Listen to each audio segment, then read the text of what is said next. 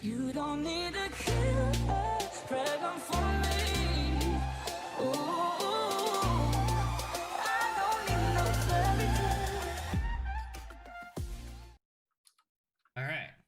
So last time, we wrapped up the hunt for the necromancer, the person who had been disguised as Mordain, who was spending their time obviously doing some sort of research or maybe preventing other people from doing research.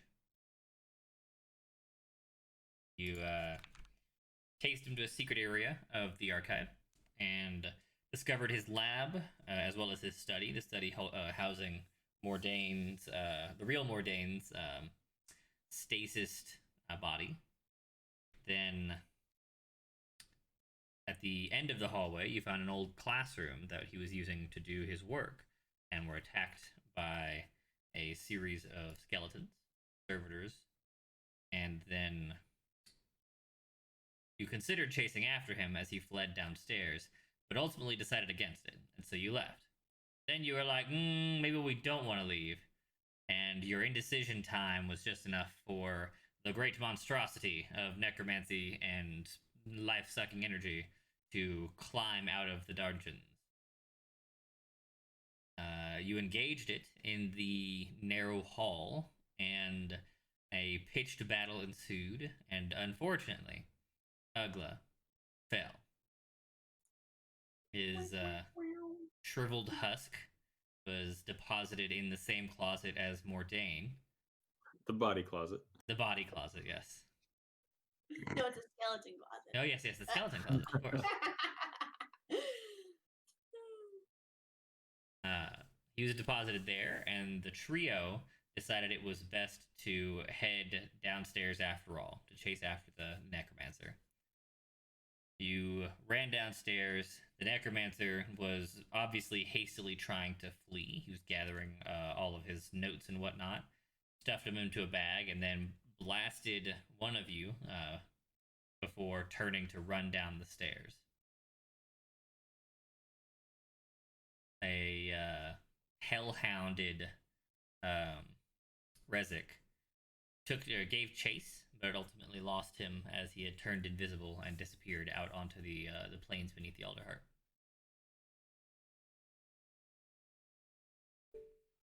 I feel like that's where we left off. He came back up, and you guys are still in the lab. Yep. I think Lycus was grabbing stuff from the lab. Right. Rezik, are you still a hellhound? No, I got knocked out of it. Oh, right. I blasted you out of it. Now I remember. Okay. So the three of you, move dead ugly here. The three of you are in the laboratory. What are you doing?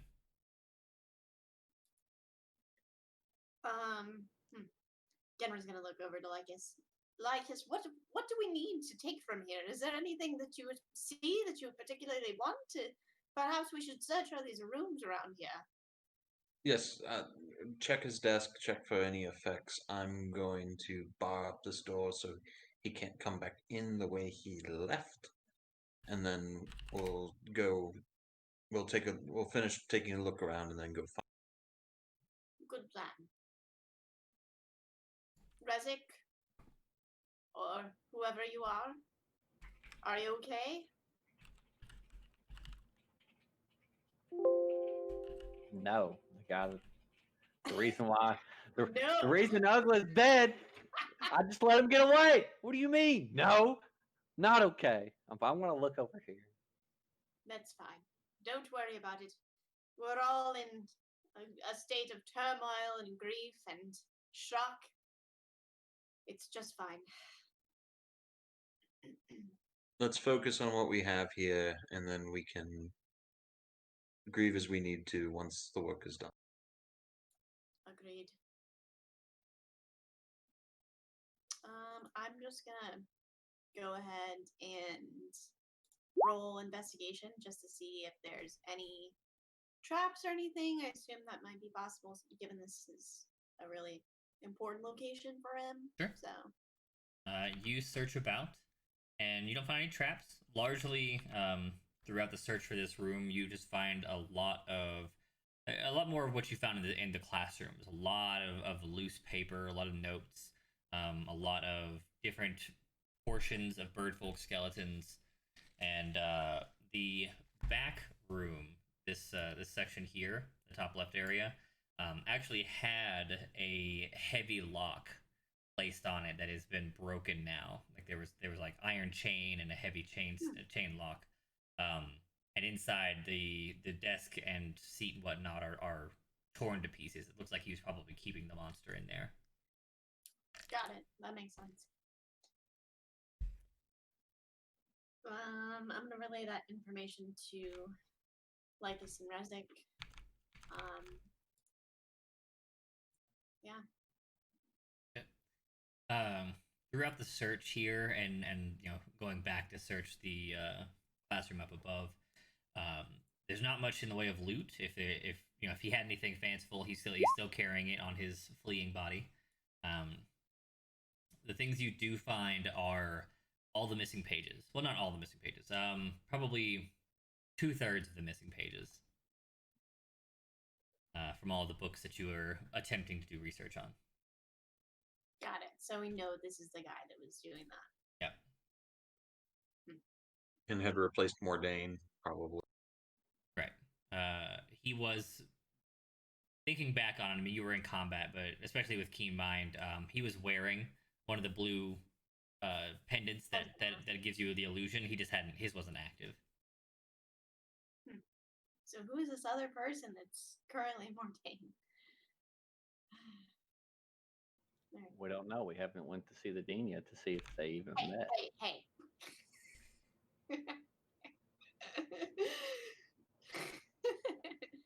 You're right. Actually, we do need to go see the dean.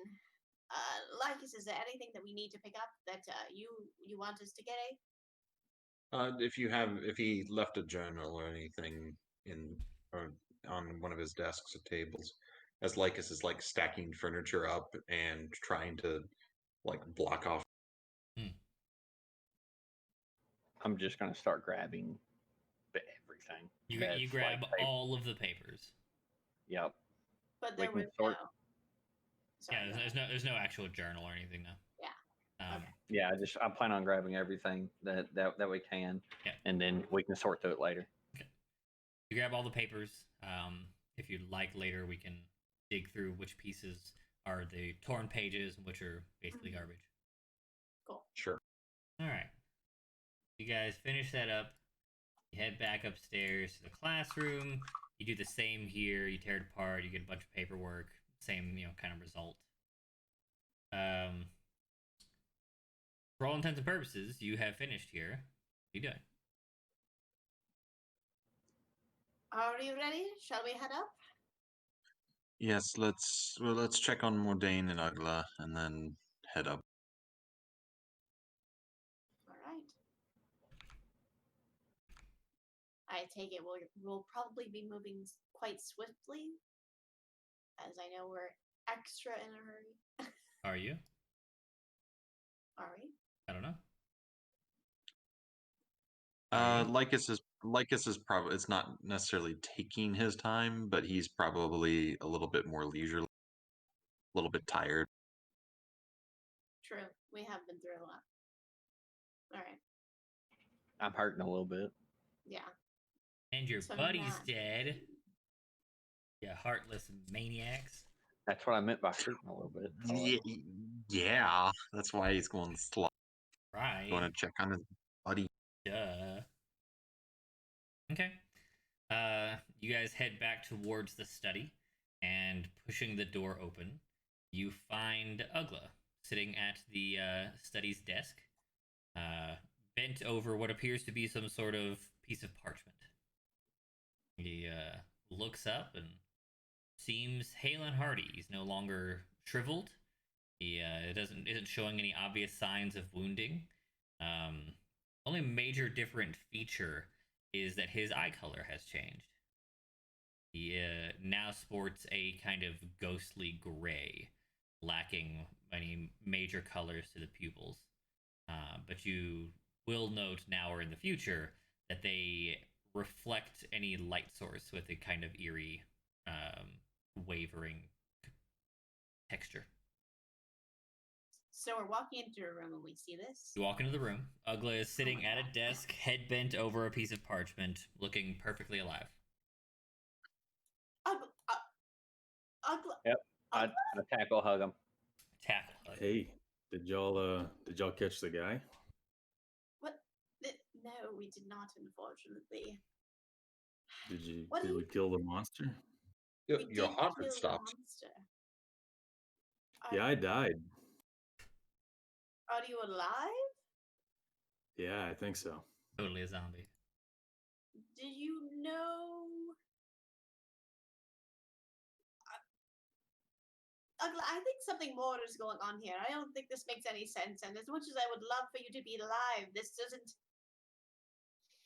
There's too I many mean- necromancers around here. Yeah. Well, do y'all remember when I went to go talk to the Keepers of the Flame and I came back with one of my hands totally burnt? Yes. Well, that was the bargain. They said, hand your flame to Titan if you fall, and I'll let you come back. Really? Yep. So your And I did it. eyes look different. There's something strange Oh, going they on have there. a special sparkle to them. I do feel good to be back. You're really back. Yeah, I think so. Randy, out of character, do I remember the conversation I had with Titan? Hmm. Why don't you roll a D30 for me? It's like trying to remember a dream.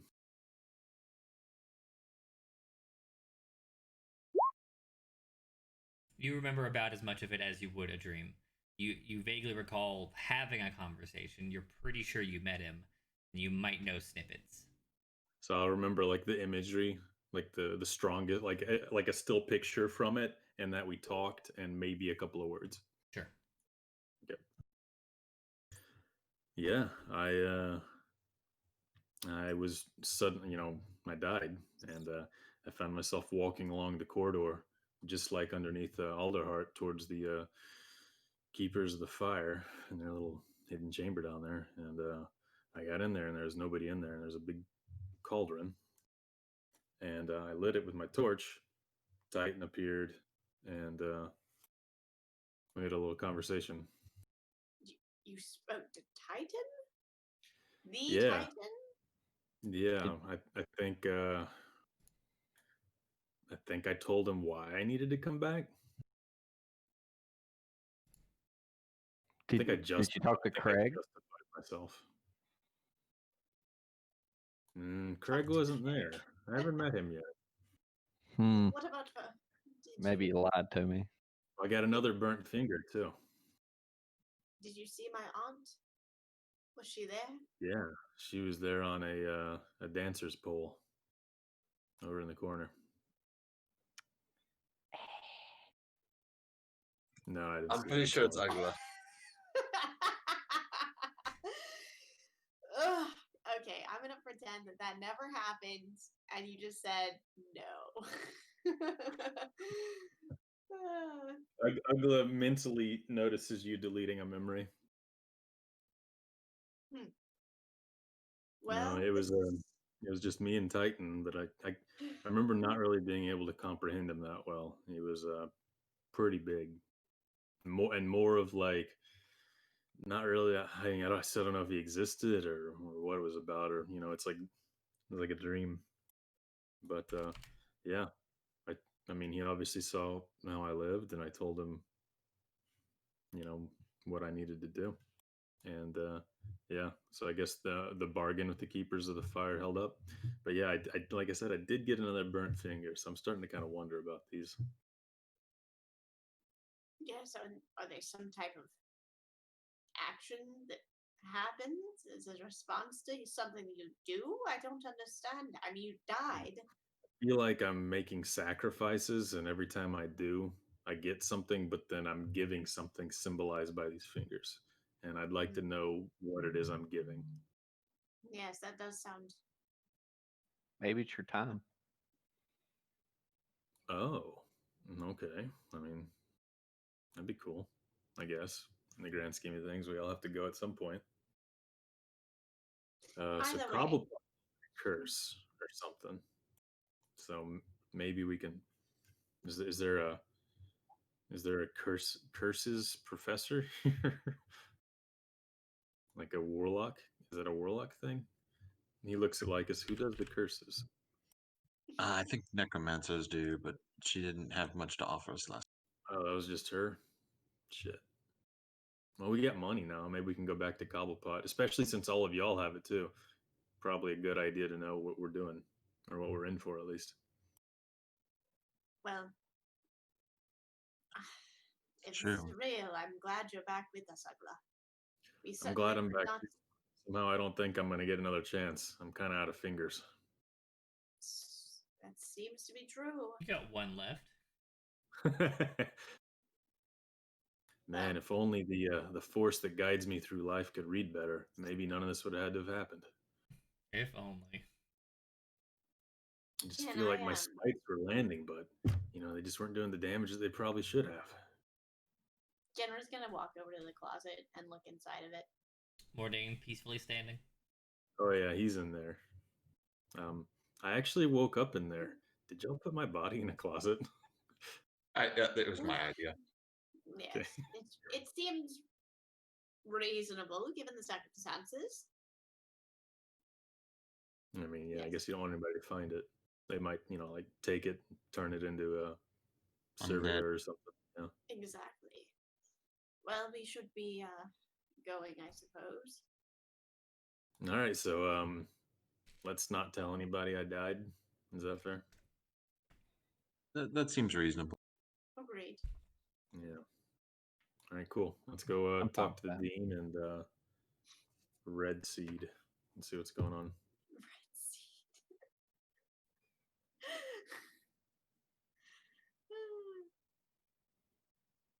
What? Why did you call her Red Seed? What? The professor, man, the necromancer. Okay. I wanted to make sure like you weren't saying that in character. It was just like your fin. Oh, that was totally in character. I thought Oh. He it was doesn't in remember character. her name. I mean, I'm pulling out my notes so that maybe he can remember her name, but yeah. Night Seed. Night Seed. Yeah, Night Seed. That's it. Let's go talk to her. You call her Red Seed and see how that works out. Yeah, just do it. Red seeds could be healthy, right? Yeah. It reminds me of a bean. Maybe that's Yeah. maybe it's Red Bean. Red bean. Or Sounds maybe it's delicious. red beard. It's something that you'd have to put into a paste, Arr. I think. Hmm. Could be good. All Sounds right. delicious. So the four of you, newly reunited, are headed upstairs to do what? Talk to the dean and Talk to the Red Seed. dean. Dean To first. check on them. Well, I thought they were together having like dinner with somebody. Probably. But maybe you've been down here a while. Yeah, Yeah, I'm wondering. True. The search for all the paperwork and gathering every last piece of evidence and information took like an hour. So it's been a Yeah. good long Okay. while.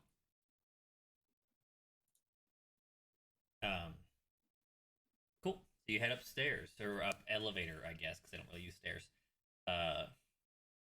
Make your way to the upper management office area, and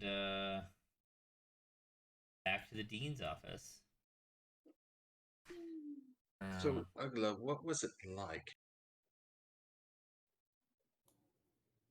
Being dead?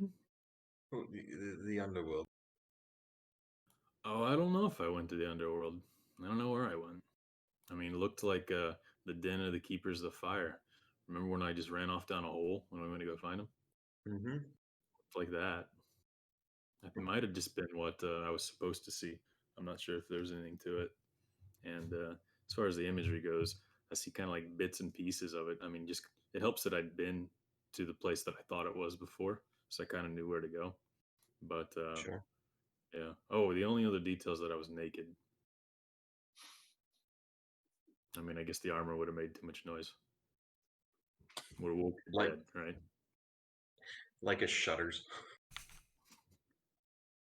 He sees him shudder. Don't act like you haven't seen it before. All right. We're all adults here, and we got a mission. Alright. Ugla flexes, naked man, and old naked guy in the locker room style. Luckily, this version of Ugla is not naked. No, he's in his loud ass armor. Yeah. Okay. So you have your conversation. You open up the dean's office door, and he looks up. Looks like he's been taking notes, but you can tell he's got a very frantic kind of state to his frame. He looks super stressed. He's obviously been like sweating and drinking a lot of water. He looks up, spots the party, and just you get that you know, like relax or relief all over kind of expression. You know, his whole face relaxes, his body, and he looks suddenly much more tired. Oh! Thank goodness! I had heard from the servitors that there was no one in the archive, and I feared the worst. Yeah. You're all okay? Do I need to call the medics? The servitor spoke to you? No, but I feel like we've covered this a lot. The servitors are capable of limited tasks, such as counting or placing things or delivering messages. Got it. Sorry. I think a medic would be good for Resic, and if we could get one to look over Ugla, I think that would be. Okay. I feel could pretty probably good, use but one as well. That's fair. It was a big fight. Certainly. Yeah. Magic's a message up into the ceiling somewhere, and he starts bustling about preparing tea. I'm sure it was not a comfortable expedition. Please have a seat. Tell me everything. Yeah, we got a lot of beans to Did- spill. did, How'd your meeting? Before we get into it, though, how'd your meeting Right. with Mordain go?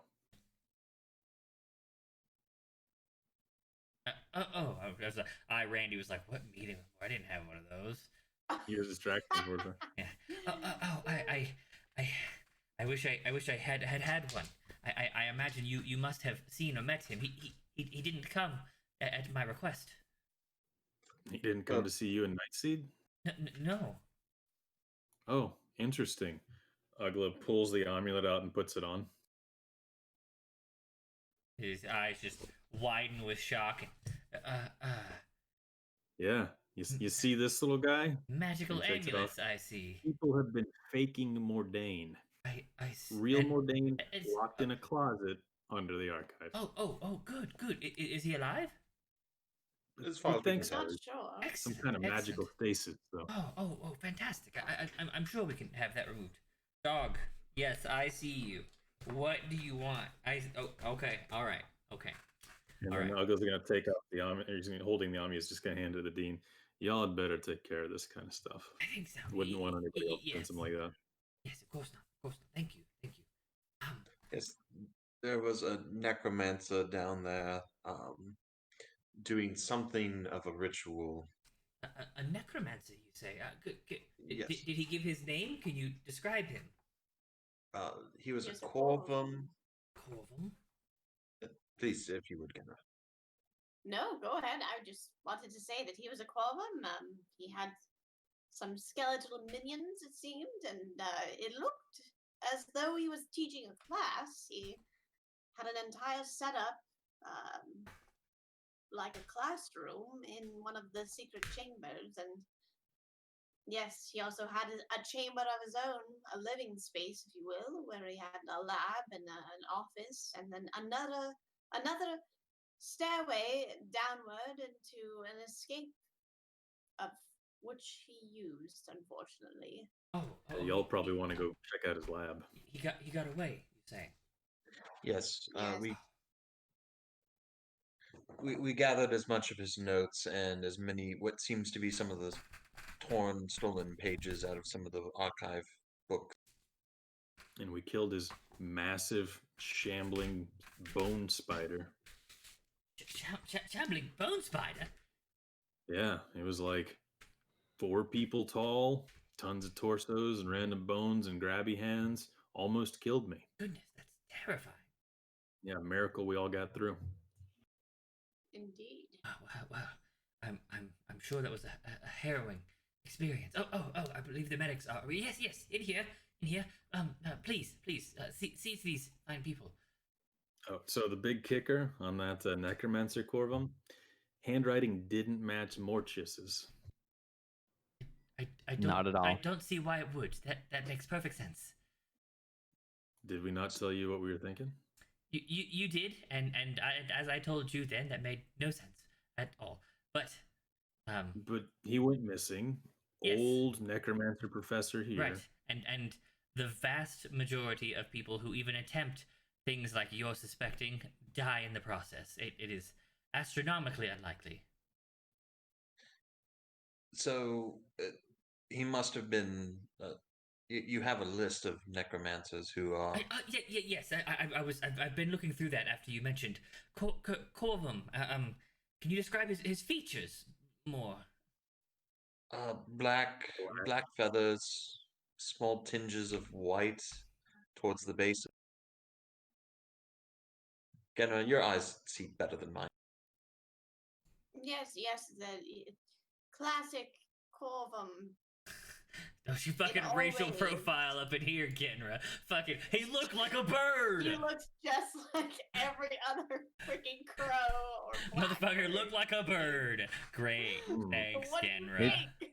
His He his didn't his have beak any was distinct features. his distinct feature instead of like a normal corvum where the beak is more straight. His was a little curved down. Older. Yes. The Corvum beak Yeah. tends to bow with age. You groaning Didn't over give there? us much to go off of, to be honest. It was such a he- tizzy that he threw Did- us into, and we did- didn't have did- time to analyze anything. Did he His wear eyes were any... solid white. That's a feature. Thank you. Did he wear anything or Blue carry anything? robes, blue robes with a gold embroidery, and Oh, yes. I know exactly who this is. Hold on. He flips like several decades worth of classes back. Aha! Ebonheart, Aldwald Ebonheart. To think that he'd gone. No, I don't. Tell us about this old Ebonheart. Aldwald Ebonheart was a student here several decades back. He was a good child, a good man. It troubles me to think that he may have gone bad or become evil. The Ebonhearts are one of the founding families of the Humblewood. He comes from a long and storied bloodline, rich with magical prowess. I'm truly troubled. He was never a bad child, and I cannot simply believe that he would do such a thing as become evil and cause harm. Yes, necromancers are necromancers, but maybe there was more to this. It's too bad we didn't you didn't capture him. But you collected his notes, his paperwork. Oh yeah, we can show you where the secret entrance is to the classroom areas and Perfect. his lab and Perfect. study and everything. I'm Yes. sure there's plenty. What he was working on is still up on the boards down there as well. Surely we will decipher this. Oh wait, you said his last name was Ebonheart, right? Yes, Ebonheart. That means Blackheart, right? I mean, ebony is a color, but Isn't that kind of like a hint that he might be a bad guy? no, names do Blackheart. not denote morality. Okay. I mean, if my name was like Thomas Heartcrusher, should be like a little like. Although it could be like the dating sense, maybe Right, not like right. Thomas Perhaps you're Heartstabber. Heart stab. Thomas well, Backstabber. There Thomas we go. Backstabber. Yes. Well, that's funny. I Yeah, wouldn't let me. Could wouldn't take a also be name to a heart. dating name too. True. Yeah, so True. let's watch out for them Ebon Hearts, guys. The, the cloaca is not Actually- a useful hole. Is that a relative? You say they come from a long line. Is that a current Yes, student? his no current students of the Ebon Heart clan. But his family lives on in Alderheart. We you- might have to look them up. Yes, we that might be something to do.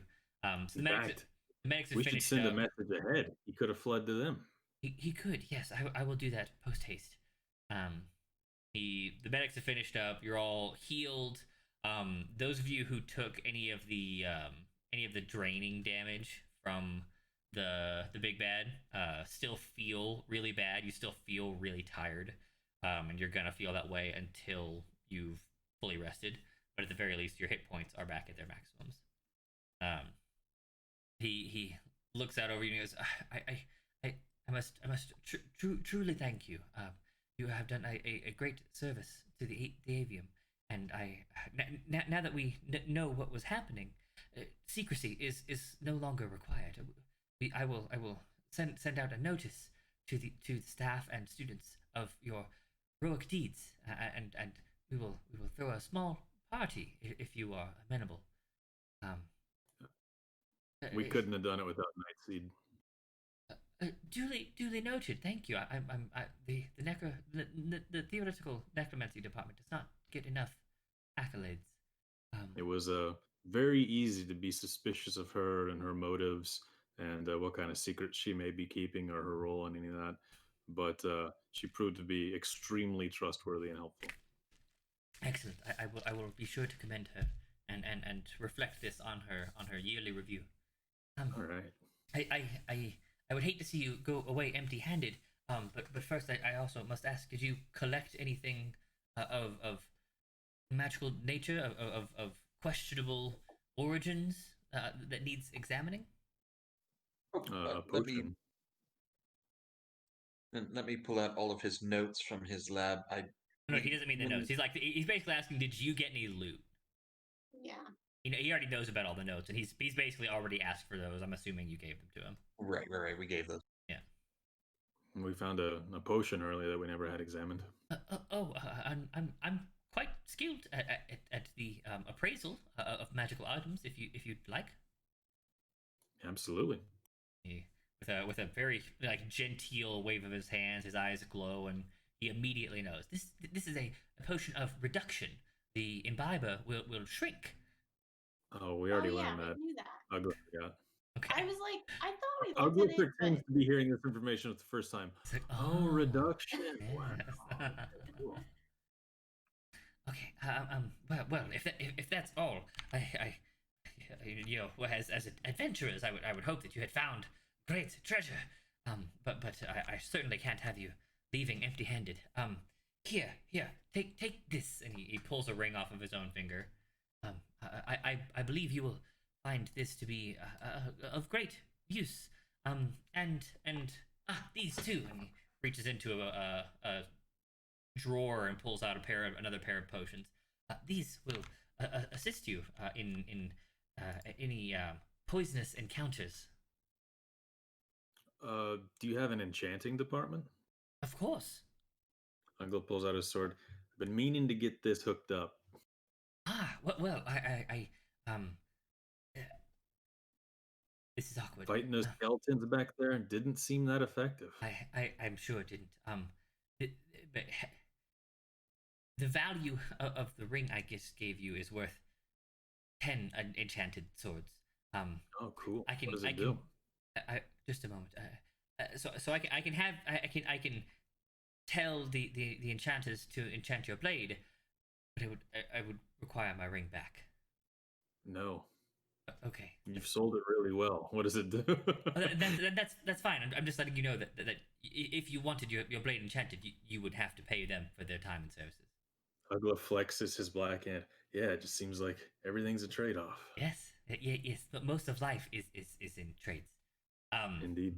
he places upon the desk a beautiful ring that holds several gems. Let's see if they give a description.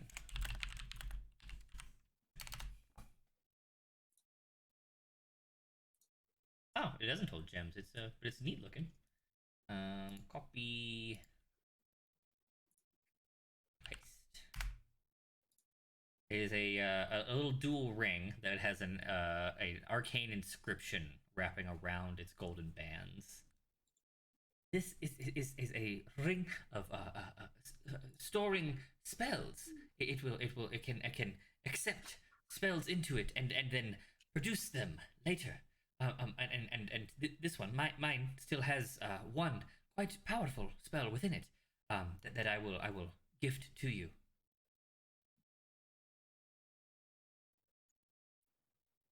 Oh, that's great. Thank you very much for what is the spell inside? I have to Google it because it's a or no, no, it's not. I don't have to Google it. It's a new spell. It's a Humblewood spell. Here we go. It is known as Stellar Bodies. It makes small star-like shapes that provide light, of course, but also can be used to blind one's foes or even deal radiant damage. Wow. I will copy In your description. This is Stellar Bodies. Wait, what the fuck? Why didn't it copy all of it? All of it, you stupid thing. Hey, there's an HP roll. There we go. And I think his is at a higher level as well. It says cast by him at 5th level. Yes, so there's a 5th level spell slot. Oh no, never mind. He was as a 5th level caster. Never mind. So it's a minimum level.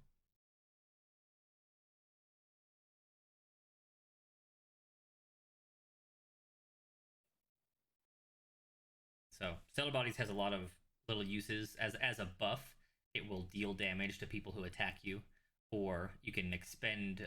You can burn one of your actions and send one of the stars to deal damage at 120-foot range. Ugla, I think this might be an excellent gift for you. It's pretty powerful. Well, the spell. I don't know if Ugla's going to make a lot of use of the Ring of Spell Storing. Right. well, the question is, can we store spells in it for him? Can like if he can gift it to him and then he can use that spell, could we also do that and then? Yes, any Yeah. creature Okay. can cast a spell of 1st through 5th level into the ring by touching the ring as the spell is cast. The spell has no effect other than being stored in the ring. The ring can't hold the spell because it has a limit on spell levels. Then it is expended and nothing, and you waste your spell. While wearing the ring, you can cast any spell stored in it. The spell uses the slot level, spell save DC, and spell attack bonus of the original caster. Spell cast in the ring is no longer stored, freeing up space. So, yes, any of you could wear it and activate it, and then your spellcasters in the party could put spells in it. And what was the level of the spell for Stellar? His Stellar Bodies is a 4th level evocation spell. Okay. So I So- guess we could only put a level 1 spell in it. Correct. You could, if you didn't want to expend Stellar Bodies, you would have to. You could only put in a 1st level. Okay. I'll put a shielding spell in there for you later. Ugla. Cool. How does concentration work on spells pulled from it? That's a good question. I would. It's treated as if you cast the spell in the cases of concentration, so you're maintaining it.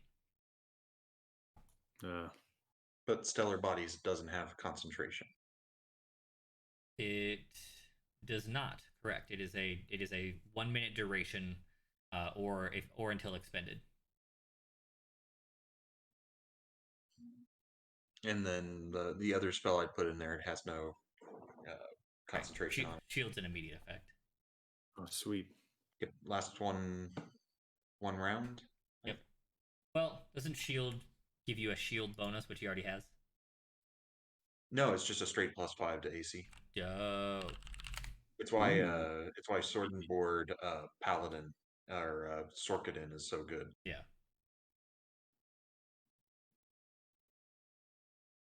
Yep. Barrier of Magical Force, +5 to AC. Yeah. Yeah, you can turn on a 1-turn bump to 25. As a Sounds reaction. nice. As a reaction, yeah. So even knowing that you're about to be hit, you can be like, shield, bitch. You did that during the fight. Yep. Yep. And it was Very the last handy. spell slot, and he felt bad about that because Ugla died as a result of mean, him. If you hadn't stayed alive, you wouldn't have done the damage that next turn, and he wouldn't have died. In fact, Yep. you probably would have died if I'd gotten another turn. Yep. And and it would have sucked away some of I need a heal. Lycus's. Yep. Anyways, so Very key shield. he gives you that. He says that they will throw you a party. And lastly, should in the future you decide that you wish to return to the avium, I will enable a shall we say hidden feature of the amulets that you wear. And are there any wizards among you? He looks around. He doesn't think so. No? All right. Then just the hidden feature. The amulets now, once per day, will be able to teleport you from anywhere within the Humblewood back to the avium. There is a very, very secret teleportation circle, the only one inside of the entire Humblewood. And you now have access to it. Oh, well, thank you. So we can return here from anywhere, just using these amulets? Anywhere within the Humblewood, once per day. It does function as the teleportation circle spell, which I suppose you're not familiar with. It requires some time to cast. It takes you couldn't be super quick about it. It takes one full round, so you couldn't cast it as like your attack action. Right, you can't just get out of dodge with it. Right. And this is a modified version. It's a single person teleport, so one of you can't bring all of you. Yeah. We'd all have to cast it. Correct. Everyone has to use their own amulet to do it. Still extremely powerful. Yes. Excellent. Could we pay the enchanters normally to enchant Uglas?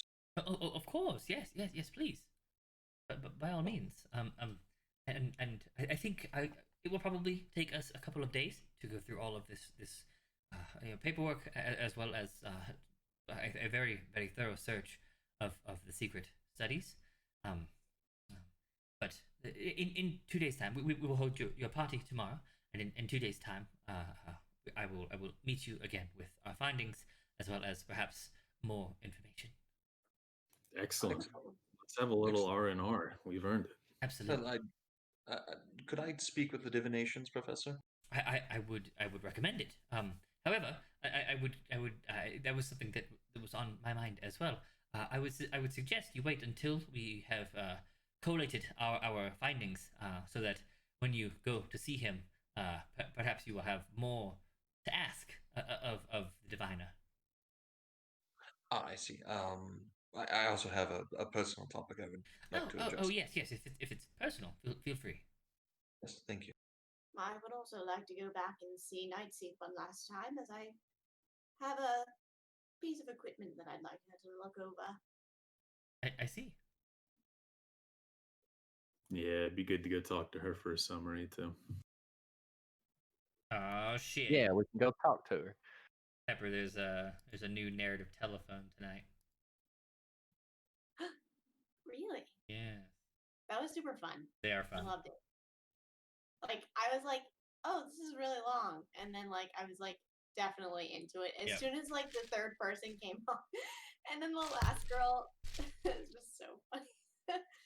Watching them react to it. That's like having seen several of them now. I'd probably just say skip the entire front section and just watch Yeah. them watching Watch all the plays, because then you'll get Yeah. everything. And It's awesome. okay. Oh, Yes. Mr. Dean, Yes.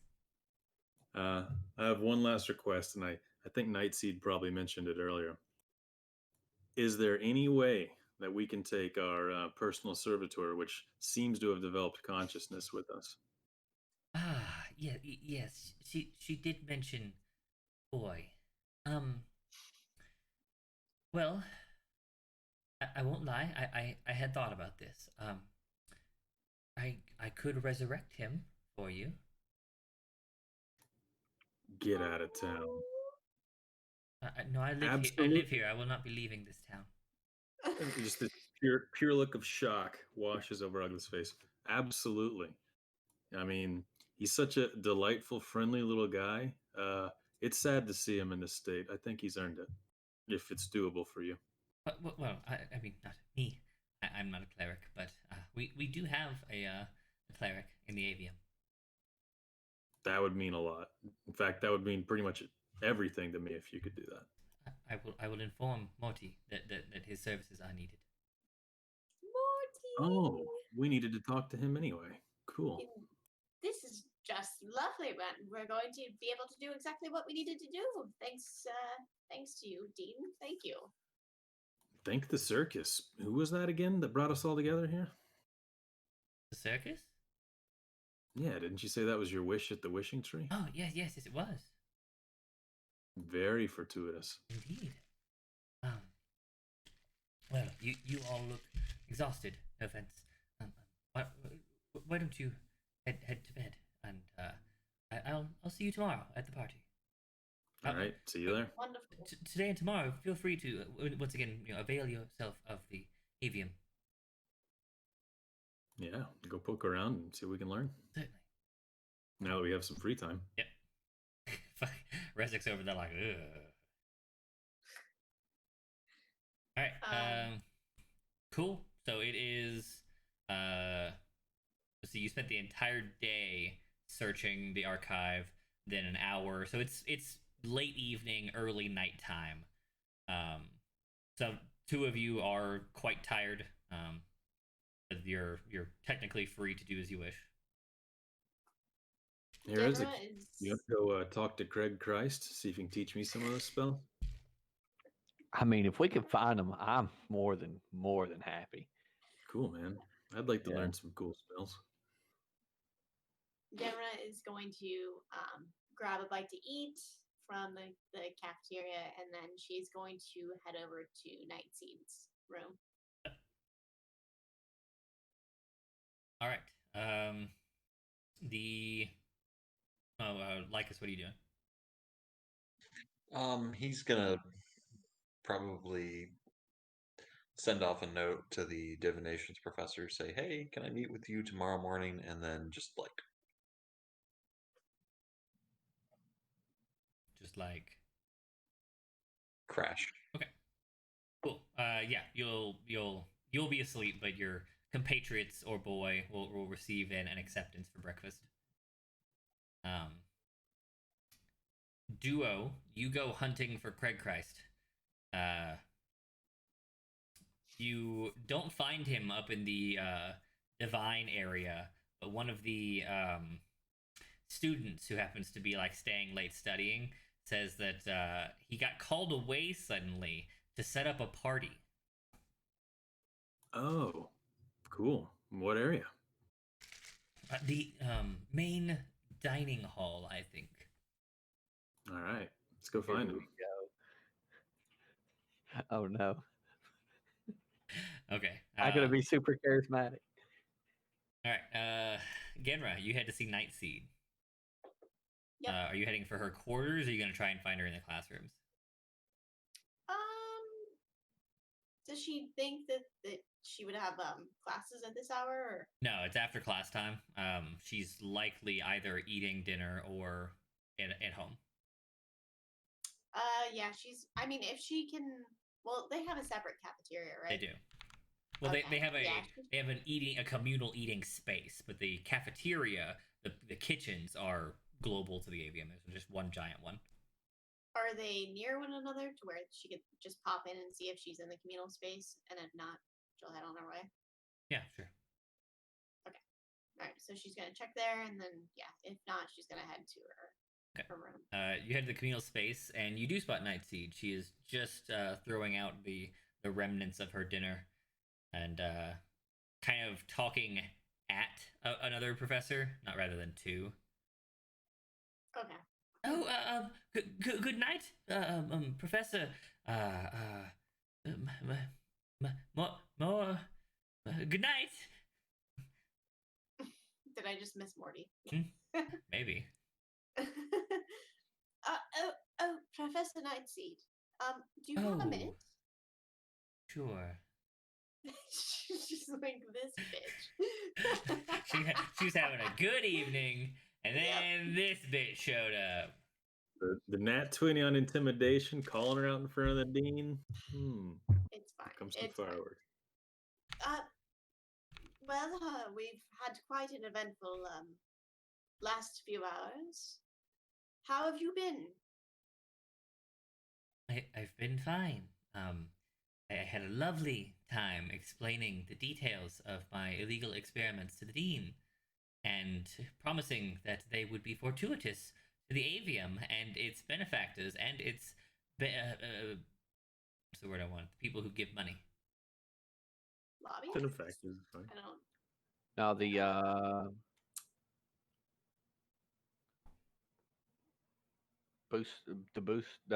booster club, whatever it is. Yeah, but I need a fancy collegey word for that. Well, whatever. The benefactors. Yeah, how it will be beneficial to them and their interests. The alumni. Alumni is just people who graduated. Right. But typically the alumni like give money to the school as well. It's The alumni donors. board, a donor. That's the word I wanted. Donors. Yes. Yep. Yeah. But the alumni board would also be very fitting. In fact, I like that better. And the alumni board. And convincing them that my position is still of value. Thanks. Professor, I apologize for outing you.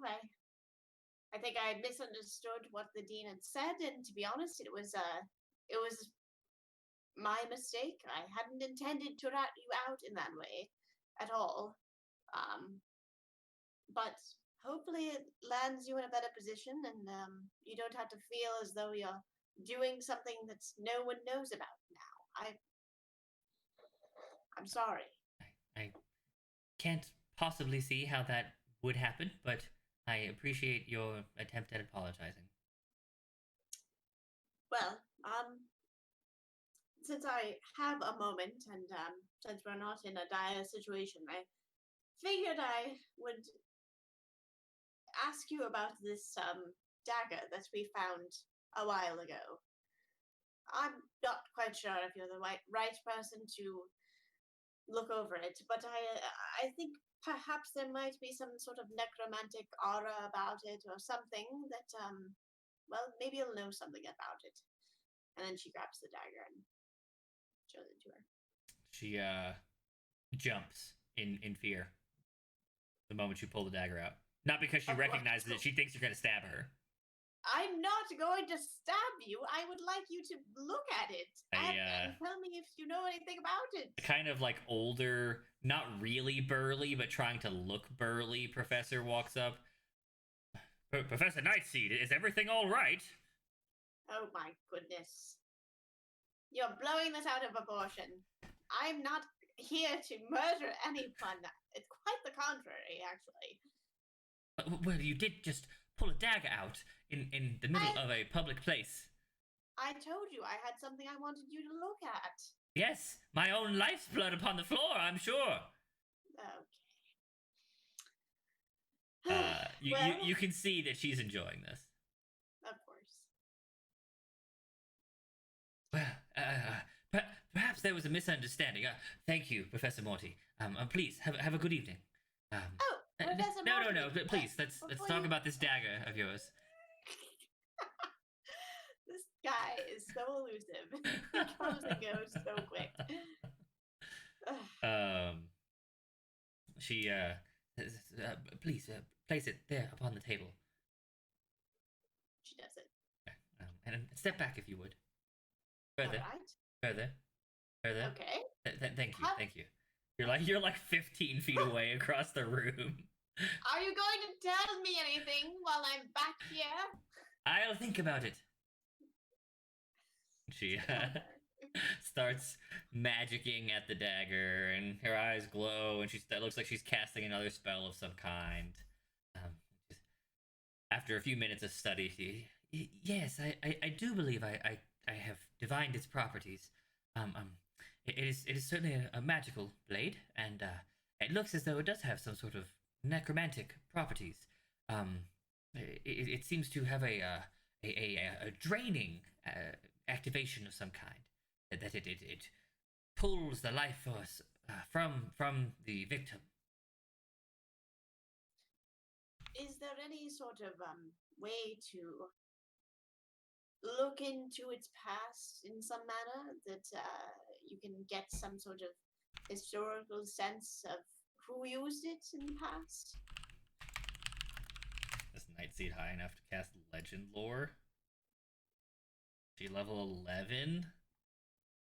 9? She level 9? I don't know if Nightseed's that strong. Let's see if the book tells me.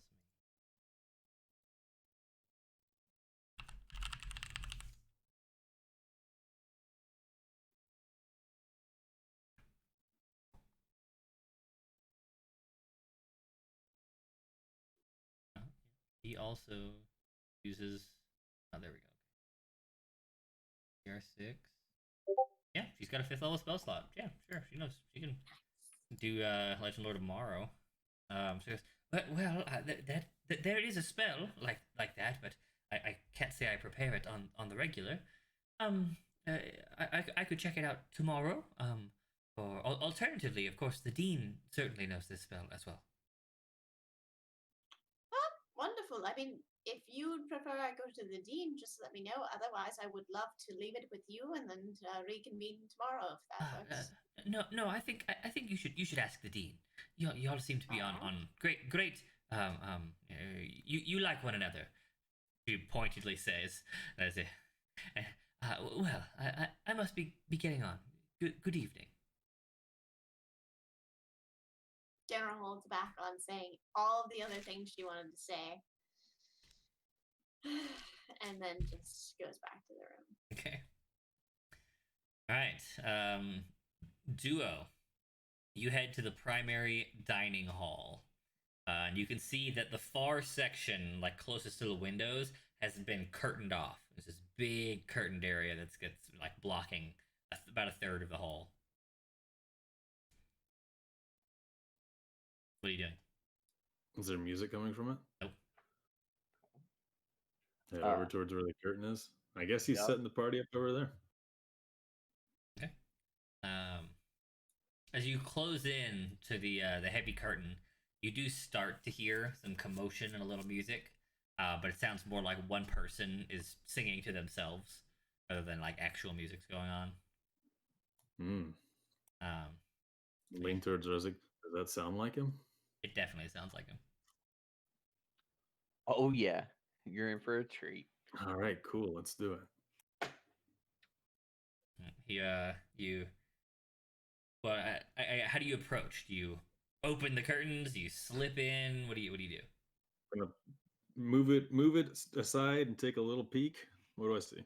You see a tall bird folk who's like whip thin, and he's carrying all sorts of stuff around. He's got a lot of bottles of wine all like strewn across tables everywhere. And every time he goes to grab more wine, he's singing this song. He's like, I'm fucking Craig! I'm fucking Craig! I'm Craig Christ! And he throws the wine at the table, and he's fucking setting shit up. He looks like he's having a blast. I just walk around. Hey, Craig. Oh, Reddick! What's up, bro? What's going on? It looks like you're having a grand old time. I'm setting up your party. All right, little sneak preview. Even better. Hell This is yeah. my buddy Ugla.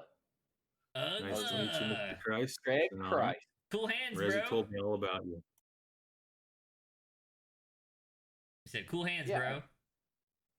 bro. Oh, thanks. Yeah, I do a lot of digging. Oh, yeah? Me too. Yeah. Yeah. So, you know a lot about like teaching people spells and stuff? Oh, yeah, totally, man. Nice. Yeah. Lycus, like, he was I mean, he's always been good at his bow and stuff, but Lycus, huh? he's I've met him. Cool guy? Rezik, yeah. Oh, Uh, Rezik. yeah. I got this curse, names, man.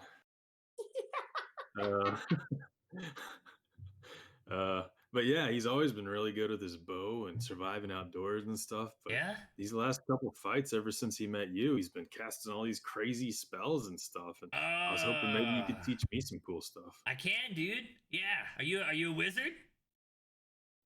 No, I'm a paladin. Oh, I can't help you, bro. I mean, you taught him, and he's a ranger. Oh, yeah, but he was like a wizard, you know? No, Yeah, come on, you know. you're not a wizard. You're a ranger. What do you mean he's not a wizard? He casts them spells, man. What? What do you mean, what? Rezik, I think your friend might be a few tools short of a barrel, if you know what I mean. He didn't even remember my name. That's true. No, You I feeling did all get right, your buddy? name wrong. Ugla's like all of a sudden overcome with like uncertainty. I mean, I've known him for years, and yeah, I just got his name wrong. And you're a wizard? Have you always been a wizard? I mean, I don't remember any. Like, I know you had like Hunter's Mark, and like That's it. It's the Like, only spell you've ever outdoors- seen Rezik cast. and like outdoorsy stuff, but I don't know, man. Like, if you had all that stuff, how come you never used it? I'm so confused. But I mean, like, like you said earlier with the cloak and stuff, you got stuff we just don't know. So, wizards with long bows, okay. Rezik, you're just standing there going like this. No words, just. So, He does one of these. Mhm. oh wait, Just backs I'm out. gonna roll performance just to, because I don't like I don't know what to say here, to be honest. It's one of those I'm just like my character would. yeah. As Like- soon as Ugla mentions Hunter's Mark, it ticks to his head. Hey, did you get a chance to Hunter's Mark the necromancer? Maybe we can track where he's going. Nope, couldn't see him. Yeah. He was invisible. I can't see him. Can't Oh mark yeah, him. I actually don't know how the fight went. Yeah, he tried to kill me and go up for my cloak. I'd have died. Hands down, I'd have died. He Yeah. messed me up. Yeah, he's a pretty powerful guy. Like that giant bone machine thing, man. Whoa, that was too much. I don't want to fight that. anymore. Bone machine. He starts to like pulls out a piece of parchment and takes a big note. Bone Yeah, yeah. machine. Oh, it's incredible, man. It's like a bone machine from hell, and it's got like all these bones and machines. Yeah. Think I'm gonna drop the from hell part and put from my pants. I mean, this was way bigger than something you could conjure from your pants. This was like huge. Maybe bigger than what you could conjure from your pants. I'm Like Craig the size of Christ. 4 people. Craig Holy cow. Christ. You have 4 people's worth of bones in your pants? And machines. Oh my god. No wonder he could teach you all these spells. That's incredible. Yeah, tell him about your brother. You have a me? magic Greg? brother too? Oh, you want to hear about my brother? Yeah, man, Yeah. he's totally magic. He was like born special. He was one of those people.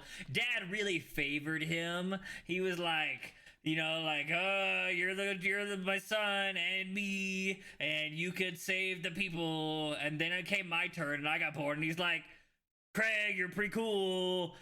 Thanks, Dad. And that was it. So you had to learn to be magical? Yeah, man, I had to teach myself. Ah, man. Yeah. I mean, I feel like the people who appreciate magic the most are those who've had to, live their whole life to figure it out. I wasn't born a paladin either. I didn't get into this until, Yeah, man, 15 fuck years ago. sorcerers. I mean, I'm not gonna fault someone for how Yeah. they're born, but we definitely had to work for. Wait, aren't you sorcerer? What's the difference in a sorcerer and a wizard? Wizards gotta work. Oh, yeah. Rezik's a hard worker, definitely. It makes sense. Yeah, high fives, Rezik. Yeah. Okay, cool. So, I mean, I'm Well- not a wizard like him, but do you have any other spells that you can teach me, like cool stuff? Well, Totally. Oh, I got wait. Let's share. Let's share. I'll show you mine first, and then you got to try and do something as cool. You're gonna love this shit. He starts Ugly unbuttoning takes his off- pants. Ugly ignores it. He takes the shield off his back with the wheels on it. This is the coolest shit. Check this out. And he jumps on top of it and tries to take a couple circles. Okay. Roll, I don't know, Dex. Was it athletics last time, or is it It was always athletics to jump on it in motion and like speed around. This was more like you stood on it and pushed yourself and tried not to fall. Oh dear. You can do Dex or acrobatics, but they're probably the same for Ugla.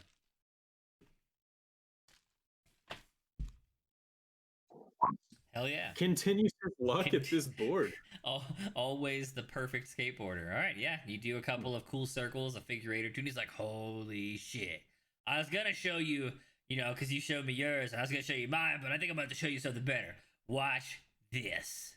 I call this the Wand of Smiles for Miles. Oh my And he god. pulls out a wand and casts it on himself. And for a bit, nothing happens. But then he pops a tent in his pants, and then he smiles. Do I notice his boner? You definitely do. So it gives you a boner? It helps the ladies with the smiles for miles. Because of your boner? Duh. That's cool. I mean, I guess that could be useful for combat. Like an intimidation kind of thing. Okay. Okay, I get it. Yeah, man. Combat. That's what I use it for. Yeah. especially when you're grappling people. Yeah, that's right. Mm, Grappling. that's true. Like an extra hook. Yes. All You are right, catching all right, on yeah. to how this is useful. All right, man. I guess that is kind of cool. I don't know if I need to learn that one, but I'll let you know. Oh, I can't teach it to you. It's in the wand. But I can give you the wand. Oh, okay. Sure, man. I appreciate it. All right. All right, man. Cool. Rezik, you're the man. I gotta set this party up. Y'all get out of here. You're the Sure man. thing, See ya. dude. And Alright. Ugla's gonna go for a real distant fist bump, trying to keep the bottom parts. from Yeah. falling apart. What, Craig you don't goes give for him a a hug. really close hug or anything? I was gonna say, yeah, Craig just goes for a hug. Yeah.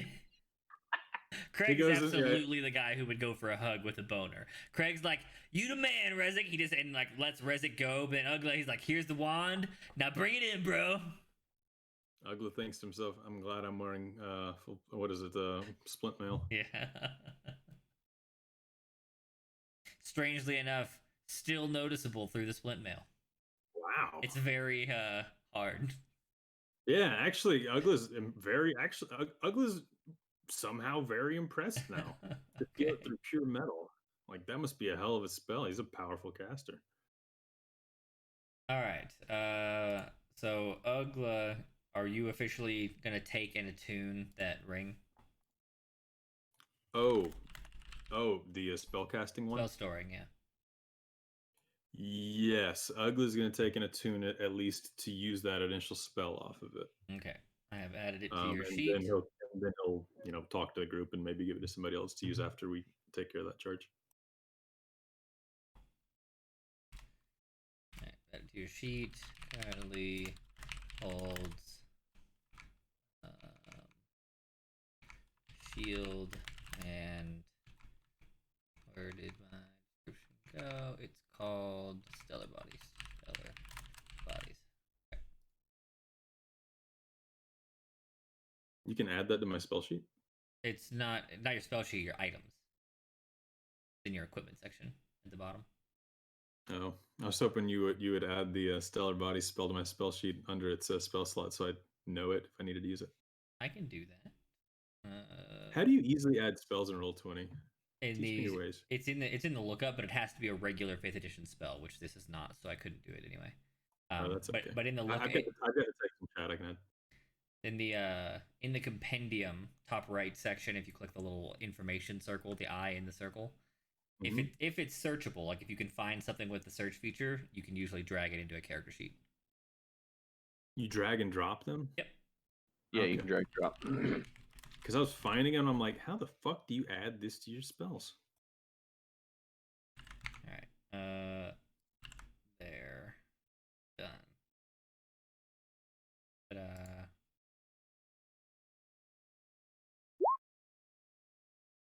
Wow. All right.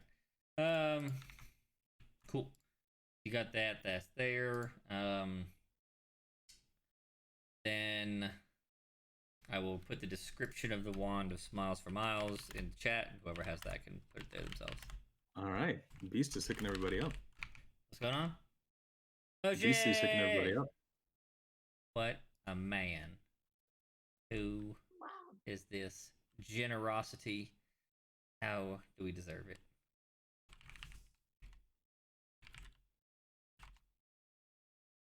Hey, we have a benefactor. That's true. We do have a benefactor. It's important to find that word. Our endowment just grew. Ew. Oh wait, that was also. I was thinking like educational institution endowment, but that's an excellent Yeah. joke Dick on joke. content. It's definitely a dick joke. Completely intended. Unintentional dick jokes are the best. Nope. Totally on purpose. Just a genius. What can I say?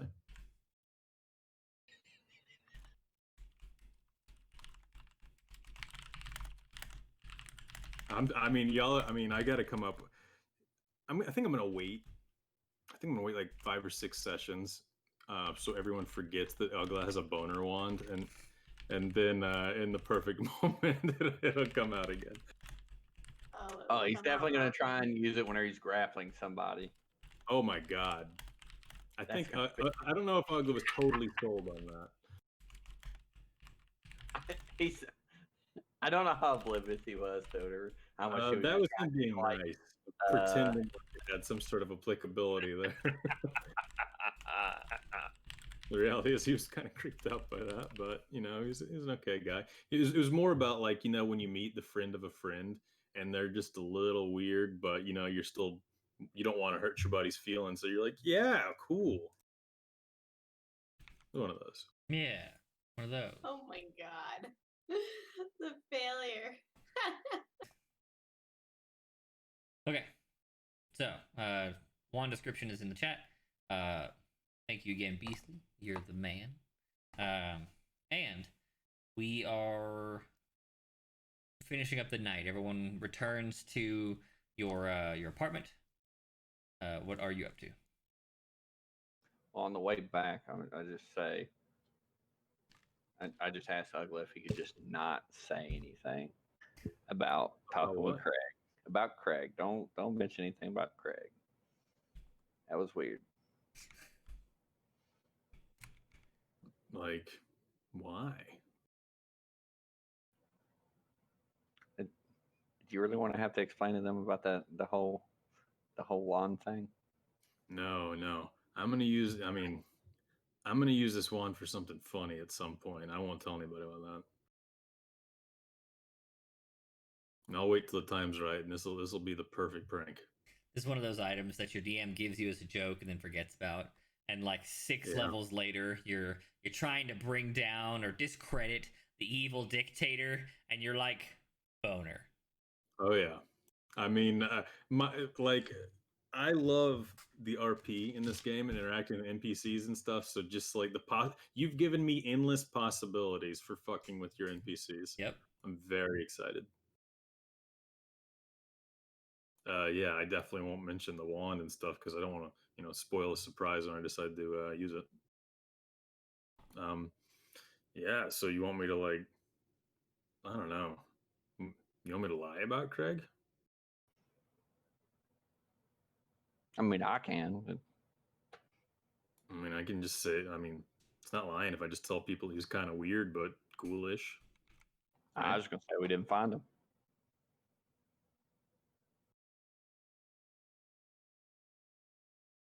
Ugla's real confused. I mean, are you afraid that they're gonna go and try it? I mean, you're the only wizard. It's not like other people can learn spells from him. I don't get it. Can you tell me why I need to lie? I don't know what you're talking about. I'm not a wizard. You literally just said you were a wizard like 10 minutes ago, man. Are you sure it's not the whole death thing? Like you forgetting stuff? You No, forgot my no, this name. is too current. You literally just said you're a wizard. Are you not? I don't Were know. you just like I'm a saying that? ranger. Yeah, he's a weird dude. I don't want to have to sit there and explain to him that I'm not a wizard. But it's like he taught you all those spells. Did he only teach him to you because you said you were a wizard? Yeah, I guess. I don't. Oh my god. So I totally should have just told him I was a wizard so I could have learned them. Yeah. Oh man. That was genius. All right, cool. Yeah, I won't say anything about him. That'd be pretty awkward if you found out you weren't a wizard. That would be real awkward. Welcome back to the face of James.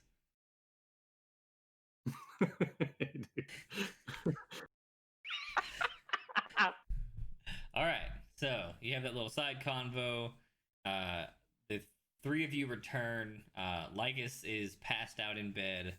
The rest of you have had your little side deals, and you arrive at approximately the same time for convenience. Hey, did you figure out what your dagger does? Or with Nightseed there?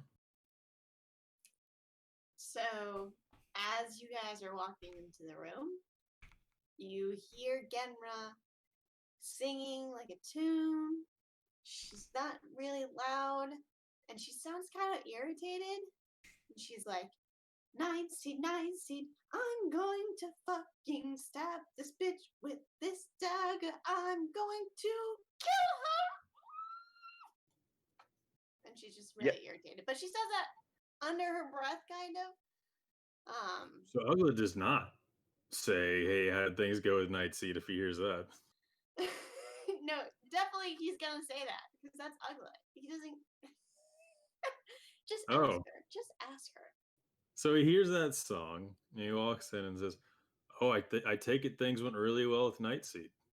I'm glad y'all are getting along." Let me tell you something about that Nightseed. She is a downright unreal, useless.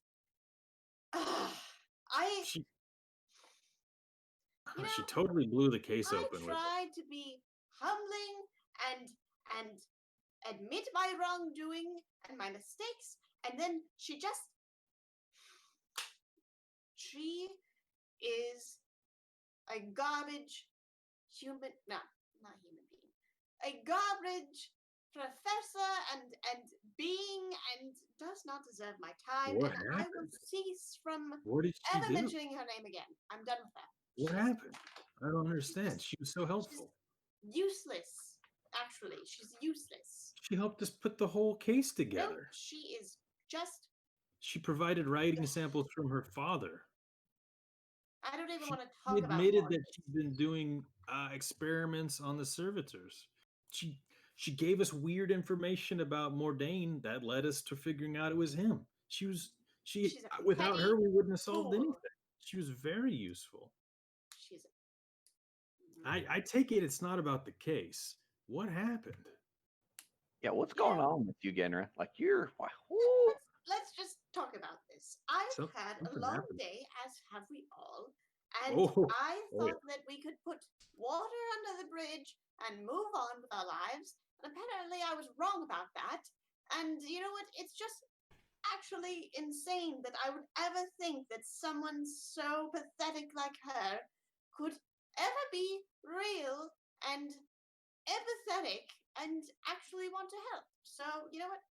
It's my fault for thinking that. Could you be more quiet out there? I'm trying to sleep. Oh, Lycus. Mm. yeah. Oh, and Okay. I have to go to the dean about the dagger because apparently the person in charge of necromancy is useless. So, Oh yeah, he can identify stuff. Man, we totally should have just showed it to him. well, I didn't think about that I at mean, the we'll be here time. 2 more days. It's fine now. I didn't think about it either. In Yeah. fact, you should have told him to look at your coat too, Rezig, so we can learn the full effects. I mean, it turns you Yeah, into a good cool luck with dog, that. but what if it sucks your soul out or something? Rezik. Rezik. I'm sure he wants to keep that little secret to himself, doesn't he? I mean, he does sit on information sometimes, that's true. But I Mhm. mean, if there's something he needs to know about it, that'd be cool. Sure. Either way, I'm definitely going to have a conversation with the dean tomorrow and discuss what he can tell me about this dagger, and hopefully it's something good and not something tragic. And I'm going to bed. I've had a long day. Yeah. You deserve some rest. That was a long one. I'm sorry that you and Night Seat didn't get along. Don't ever speak her name to me again. I'm sorry that you and Red Nice. Seat didn't get along. Nightsy. Yes. Mm. Okay. I would be like, oh, so you're not in a humbling mood anymore to apologize to people about things? So Ugla's gonna go Oh, into wait. Do you have something I need to apologize about, Rezik? I don't know. Do you? I don't. I have a clear conscience because I'm not keeping secrets from everyone. I mean, if we're all out in the open, did something happen between you and Night Seed tonight that we should know about? Is it gonna be awkward for all of us? I mean, it shouldn't be awkward for anybody. She's just a petty bitch, and I'm not going to say any more. Oh, so just like a personal disagreement. Okay, cool. I'll Super dismissive. I'll keep her name out your mouth and all that, right? Thank you. That would Yeah. be very, very nice if you never spoke to her about me and I never had her name again in my presence. Okay, yeah. Not happening. I mean, probably can talk to her tomorrow, but I'll make sure you're not around. Whatever.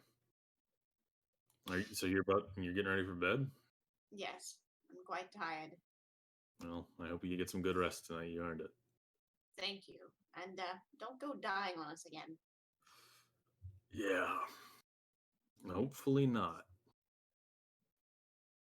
And she waddles off. Ugla has been carrying the torch the entire time, by the way. He grips it a little tighter. Ugla's gonna go walk into the kitchen. Is there an assortment of teas in this kitchen? No, just the water and the apple juice. Juice. Juice. Yeah. Has Ugla seen anywhere that has teas nearby? The dining hall certainly has tea. How far away is that? Probably spend 20 minutes getting there and back. Okay. He's gonna go there and what kind of do they have chamomile tea? Of course. Okay. They call And it he's going- chamomile. and he's going to get is it 1, 2, 3 chamomile teas and carry him back. Okay. And he's gonna go in there. Lycus is definitely asleep. Is Ginner asleep? As far as you can tell, she's probably still awake, fuming, but Okay, so laying there angrily with her eyes open, or sorry, mhm. closed. Yeah. Okay, cool. So he's gonna go and hand her one of the chamomile teas, Yeah, hopefully this will help you, blow off a little steam and chill out a little bit and get some sweet dreams. My Thanks. mother used to make this for me when I was a kid. There's This a little reminds bit of me milk of in there it from reminds me of Aunt Marge. oat milk. Oat milk. Yeah.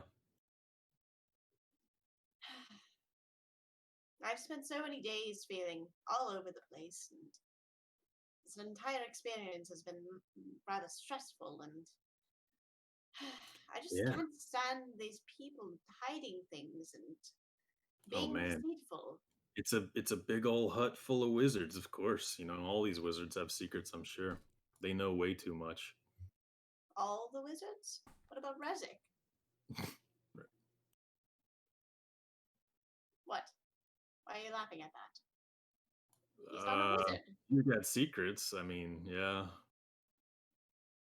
I mean, he's not a wizard though. Yeah, not a wizard. Definitely not a wizard. Um, Ugla laughs awkwardly because he's at this point he's gone back and forth 4 times about whether he's a wizard or not, and he really wants to believe he's not because he just said to his face that he wasn't. Yes, well, thank you for the chamomile. I appreciate it. I Absolutely. definitely need something to relax me. I don't know He's if gonna I'll sleep well again for many days.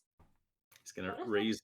raise his glass to you and say, "To 2 days of rest and relaxation." Indeed. And she clinks the glasses together. Which Okay. wakes up like this. Shut up! The glass shatters and everybody wakes up. Oh my god. So yeah, and then he'll head out. Lycus, where are you at right now? Same He's room? asleep on his. Oh, yeah. you're asleep already? Yeah, but where did you fall asleep at, Lycus? You all are making I so did it again. Rezik, where are He you meant right now? Rezek. That's what I figured. Yeah. Did you call me Lycus again? Yes, he Mm, did. Oh, good. That whole Okay, get that Mr. whole Name coming Guy. back from the dead really scrambles your brain, man. Oh. Well, yeah, I'm sleeping above, and unless Lycus is not in the bunk, I'm gonna take a wild guess and say he's at the Like it bottom sleeps bunk. in the nook. So there's all the beds are Well open. then, I'm sleeping. I'm getting into bed, not where Ginner's at. Okay. Yeah. So when I come in with the teas and I'm talking to her and stuff, you're already in bed asleep, or are you awake? Yeah, I'm already asleep. I'm not gonna say anything. Okay, cool. Agla's just gonna like set the tea beside your bed, like on the windowsill, and then he's gonna go back to the kitchen with his. He's gonna walk in there, and his boy's sitting there dawdling his legs. No, boy is not. It has. You haven't seen boy since you got here. Got to the apartment. He's gonna look around and see if he can locate him. No luck. Not in the kitchen. He's gonna go look in the study room with all the desk and stuff. It's not in the entire apartment. He's gonna check in the waste bins just in case. A good plan. There is a ball in there, but no boy. All right, he'll take the ball. He's just gonna assume that he was taken for whatever ritual is gonna happen, and drink his tea thoughtfully and reflect on the day and everything he needs to do in the days that come, and go to sleep. Okay. Everyone heads to bed. No watches. Tired. Feeling good about themselves. Yep, no watches tonight. All right. Genra, roll me a D100 not to have a rage-inducing dream about Nightseed. Oh my god. Just barely. Oh, No Nightseed dream for you. So close though.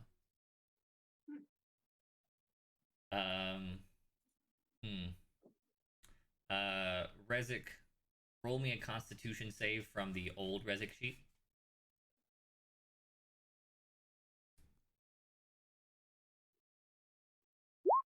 Okay. Everyone wakes up in the morning feeling very refreshed. You've got like not only is the energy drain gone, but you've got that we just did something awesome, good job us kind of feeling. You're ready for your feeling good about the day. All right. I haven't woke up feeling this good in a long time. Let's go to the party. Wait, is the party in the morning? It's a When's the night party? now. Probably at You're night.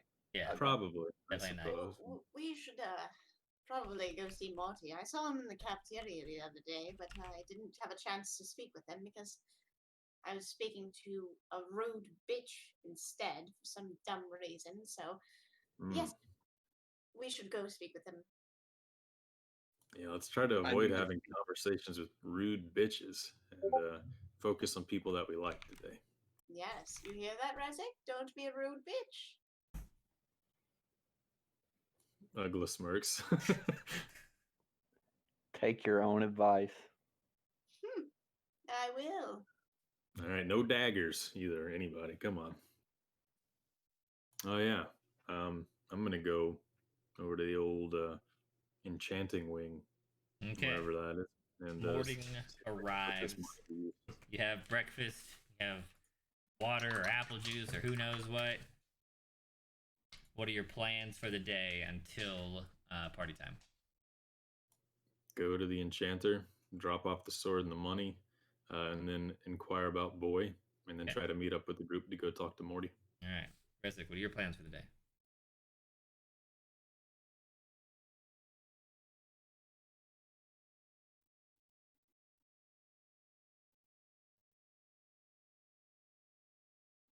Yes. I'm going to check out a necromancer class, Okay. and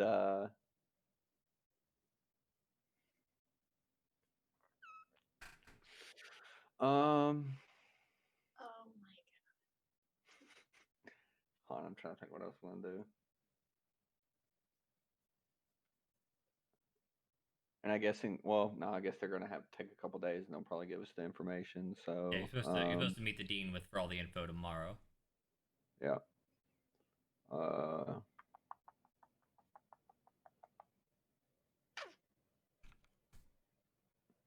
and I guess I'll go like if they're going before the classes, or if they're gonna try and meet up with Morty, I try and do that. I guess whenever they decide that they're gonna do that. Okay. If it's after class or before class. If it's during class, and I opt out of the class.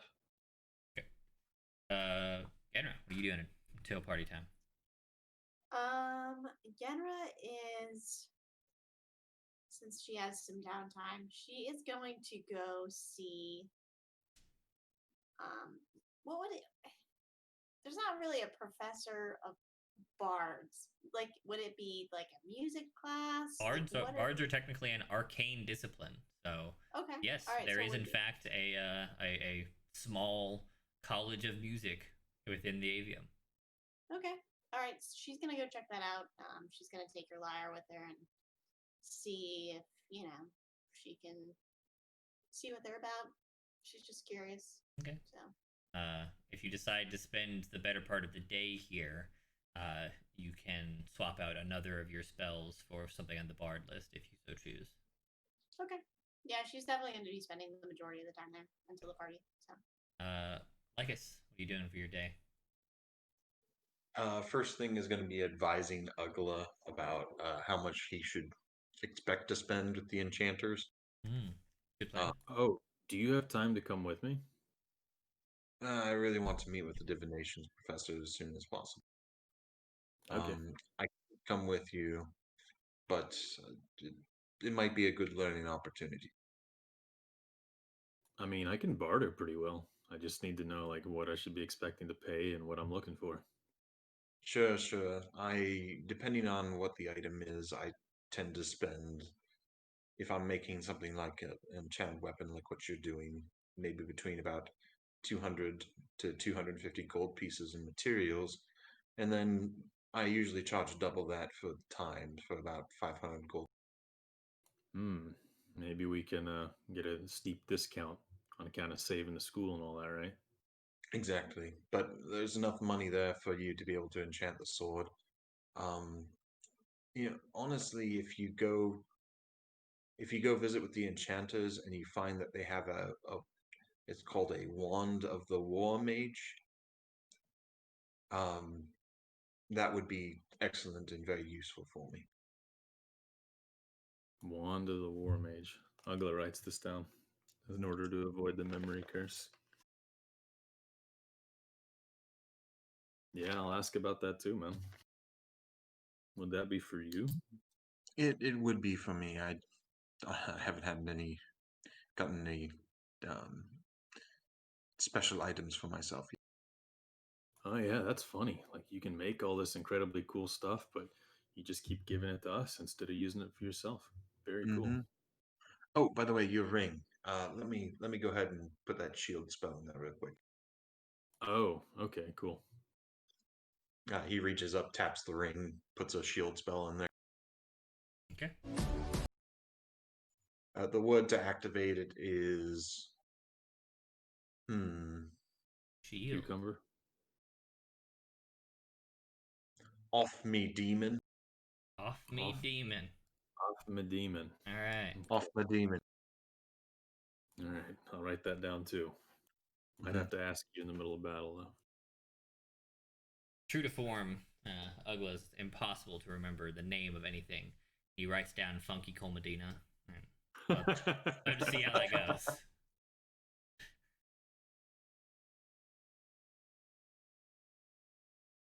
Alrighty. Cool. Let's start back in the same order. Ugla, you head up to do your thing.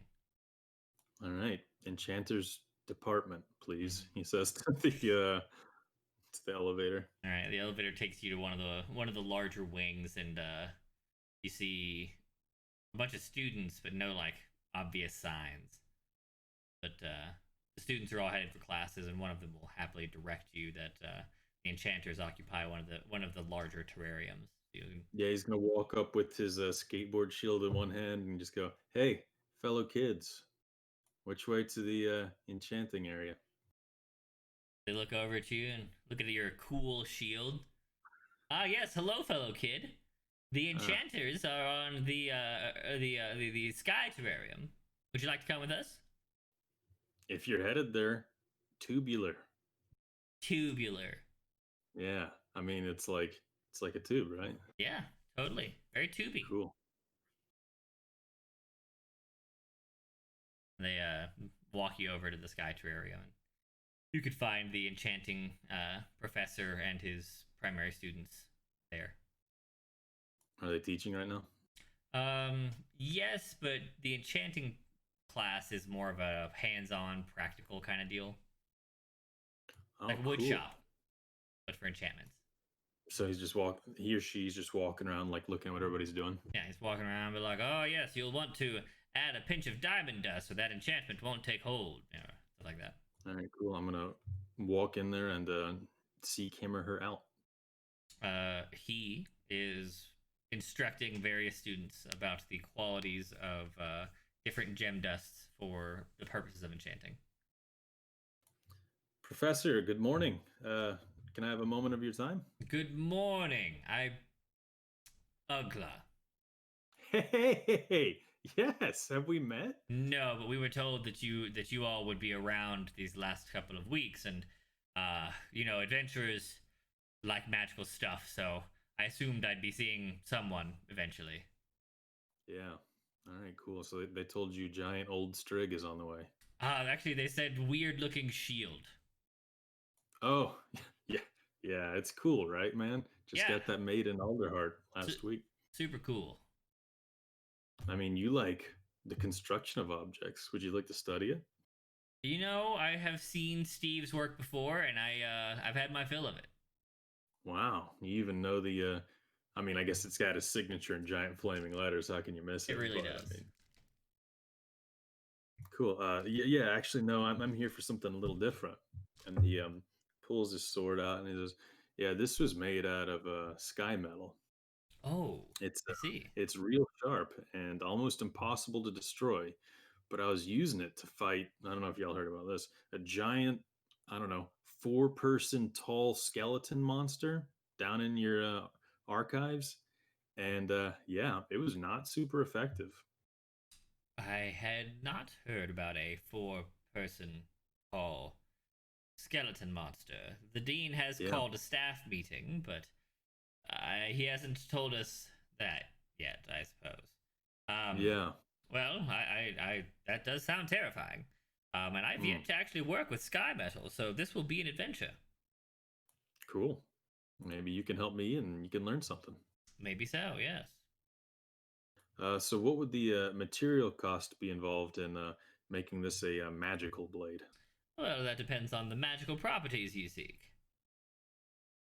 I'd like for it to cut harder. Cut harder. Yes, yes, yes. Yeah. Would you like it also know, to like- be magically more accurate at cutting? Wow. If that's also possible, yeah. I see, I see. Yes, yes, yes. And what if it could spit fire or dance on its own or I don't know, cleave fiends' heads in twain? Well, I've already cut some heads in half before, so I think it can already do that one. What if it could do it much better? With the Oh, light yeah. of the All Father or something? Wow. Yeah. I mean, yeah. More damage, more accurate. Yeah. All that. All right, that would be 25,000 gold pieces. I have 500. Ah, you should have led with that. What kind of materials would that cover? Well, in general, on normal circumstances, just kind of a simple enchantment. But again, I've never worked with sky metal, so let me take a look. And get the whole saving the school discount too, right? And Ugla leans over real sleazy on his arm. Did you save the school? Yeah, 4-person tall skeleton monster. Yeah. Right, yes, the skeleton monster. Well, And rogue necromancer. Yeah. Necromancer. Wow, that sounds dangerous. Yep. And discovered that one of your professors was not really one of your professors. Oh, Yeah. that sounds like a nefarious plot. A very interesting tale. You'll have to tell it Whole at the party school tonight. going down. No, yeah. Yes, Yeah. yes. Well, The dean can tell you more. as I mentioned, the dean has not told us anything like this, and so any sort of the things you're hinting at are not within my purview. So, if you'll just allow me to examine the blade. Okay.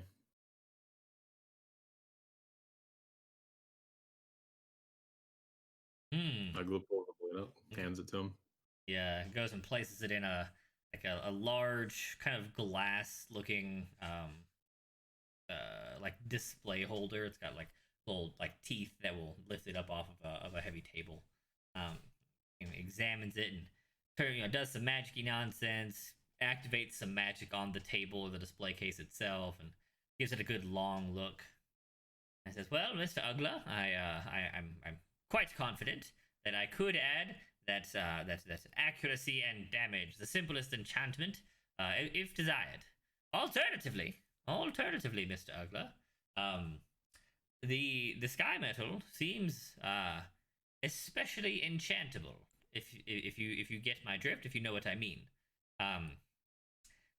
I could allow or maybe perhaps grant you as its wielder the ability to infuse it with your own power, your own might. I And- kind of already do that when I smite things, right? Yes, but this would further enhance that. The more mighty you are, the more mighty the blade might be. Yeah.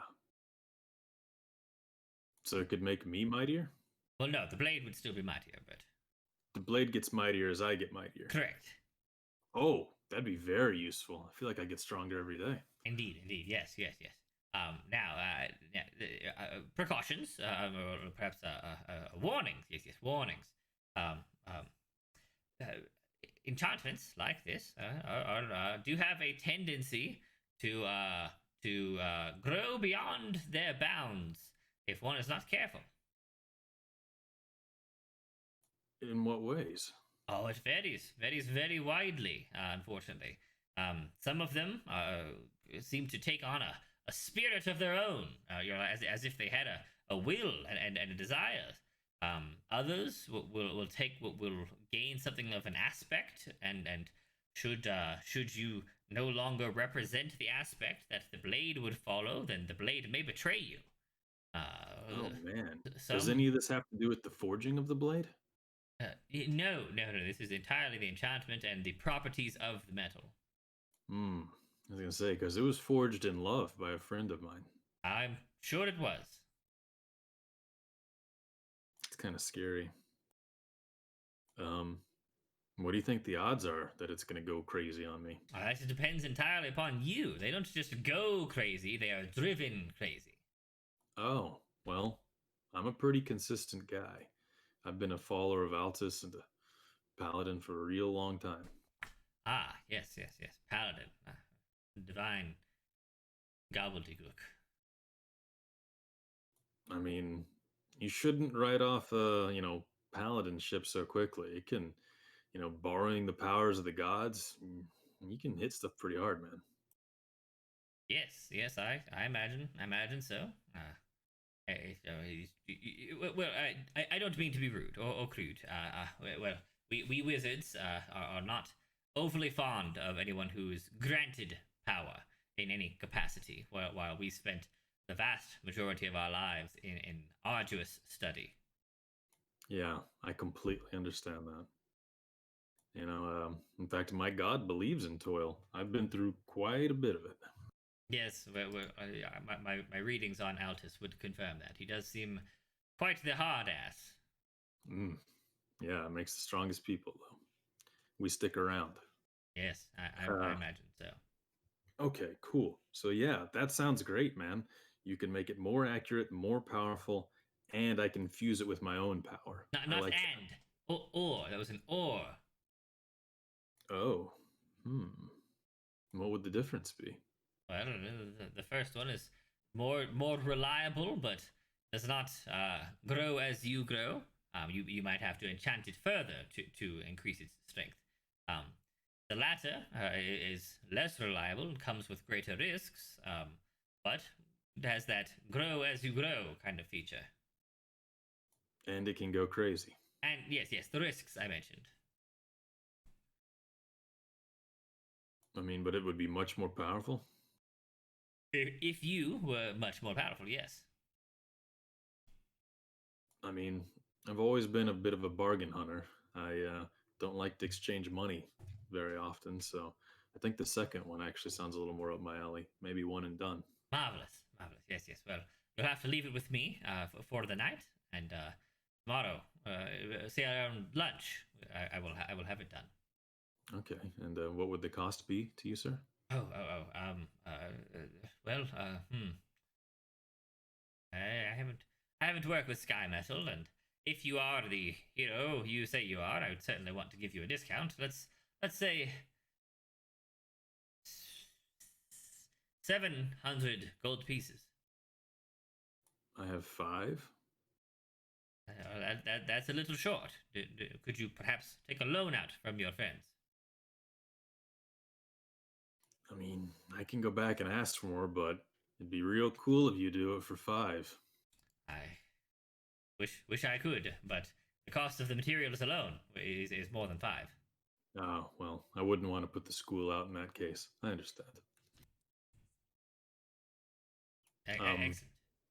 I don't think the 700 will be a problem. I guess, would it be okay if you just started working on it and took my word for it? Absolutely. You seem like a fine and upstanding young gentleman.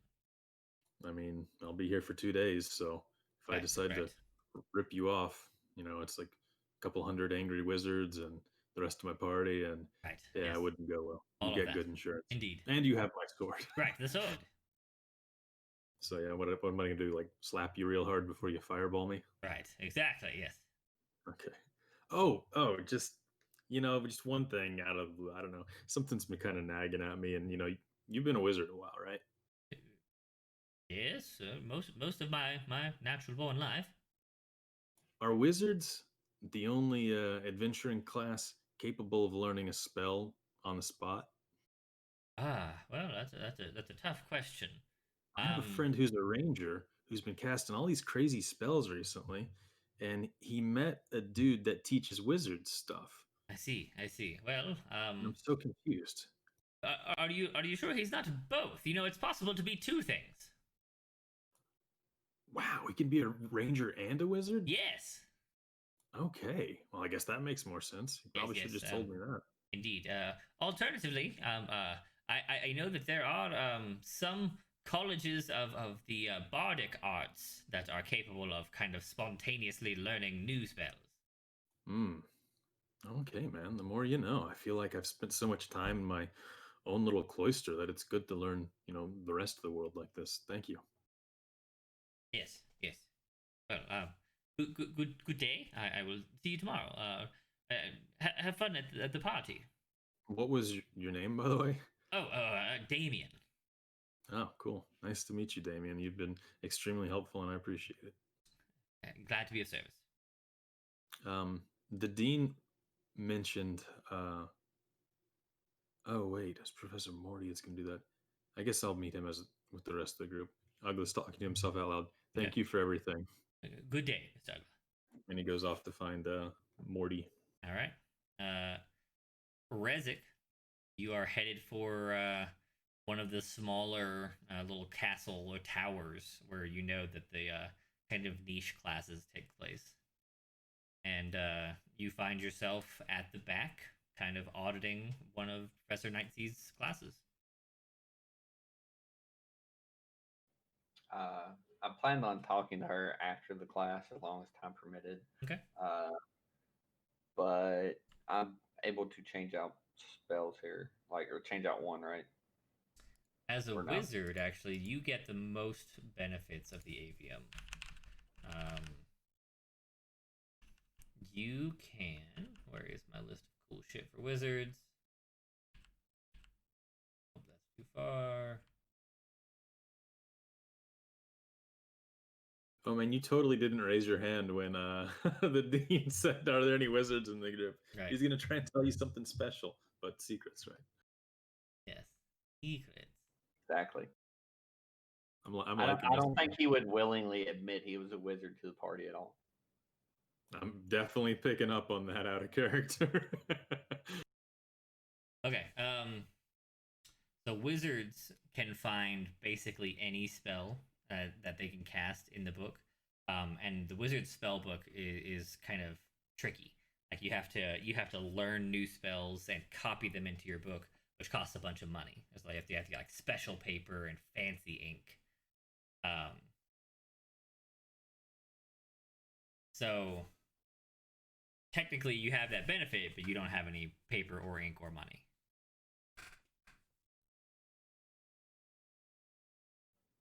All right then. Well, disregard that. Okay. I'm just gonna talk to her at the end of class. Alrighty. Okay. We'll cover that in a second. Let's keep going. Ganra, what are you up to? So she makes her way over to what she thinks is the College of Music, and she's just gonna, I guess, try to sit in on a class if there is one, and then maybe try to catch the professor after class. Okay. Yeah, you sit in on a kind of like a master class on stringed instruments.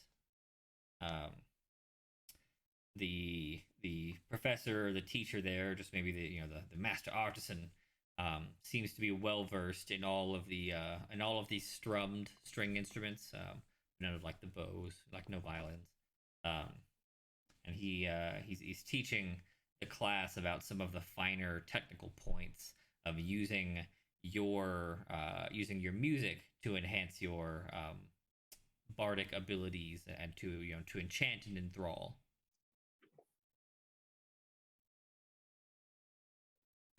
She kind of leans in the closest student she can find and just whispers, "Excuse me, what is this professor's name?" Hi, I haven't seen you before. This is Professor Arbor.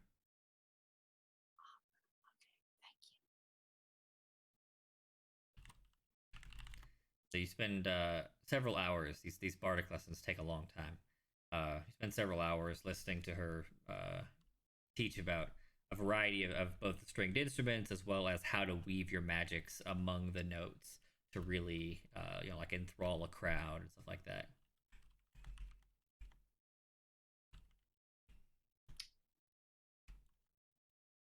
Okay. She waits for her after class, after most of the students have left the room, and just kind of tries to, go up to her. Excuse me, Professor Arbo? Yeah.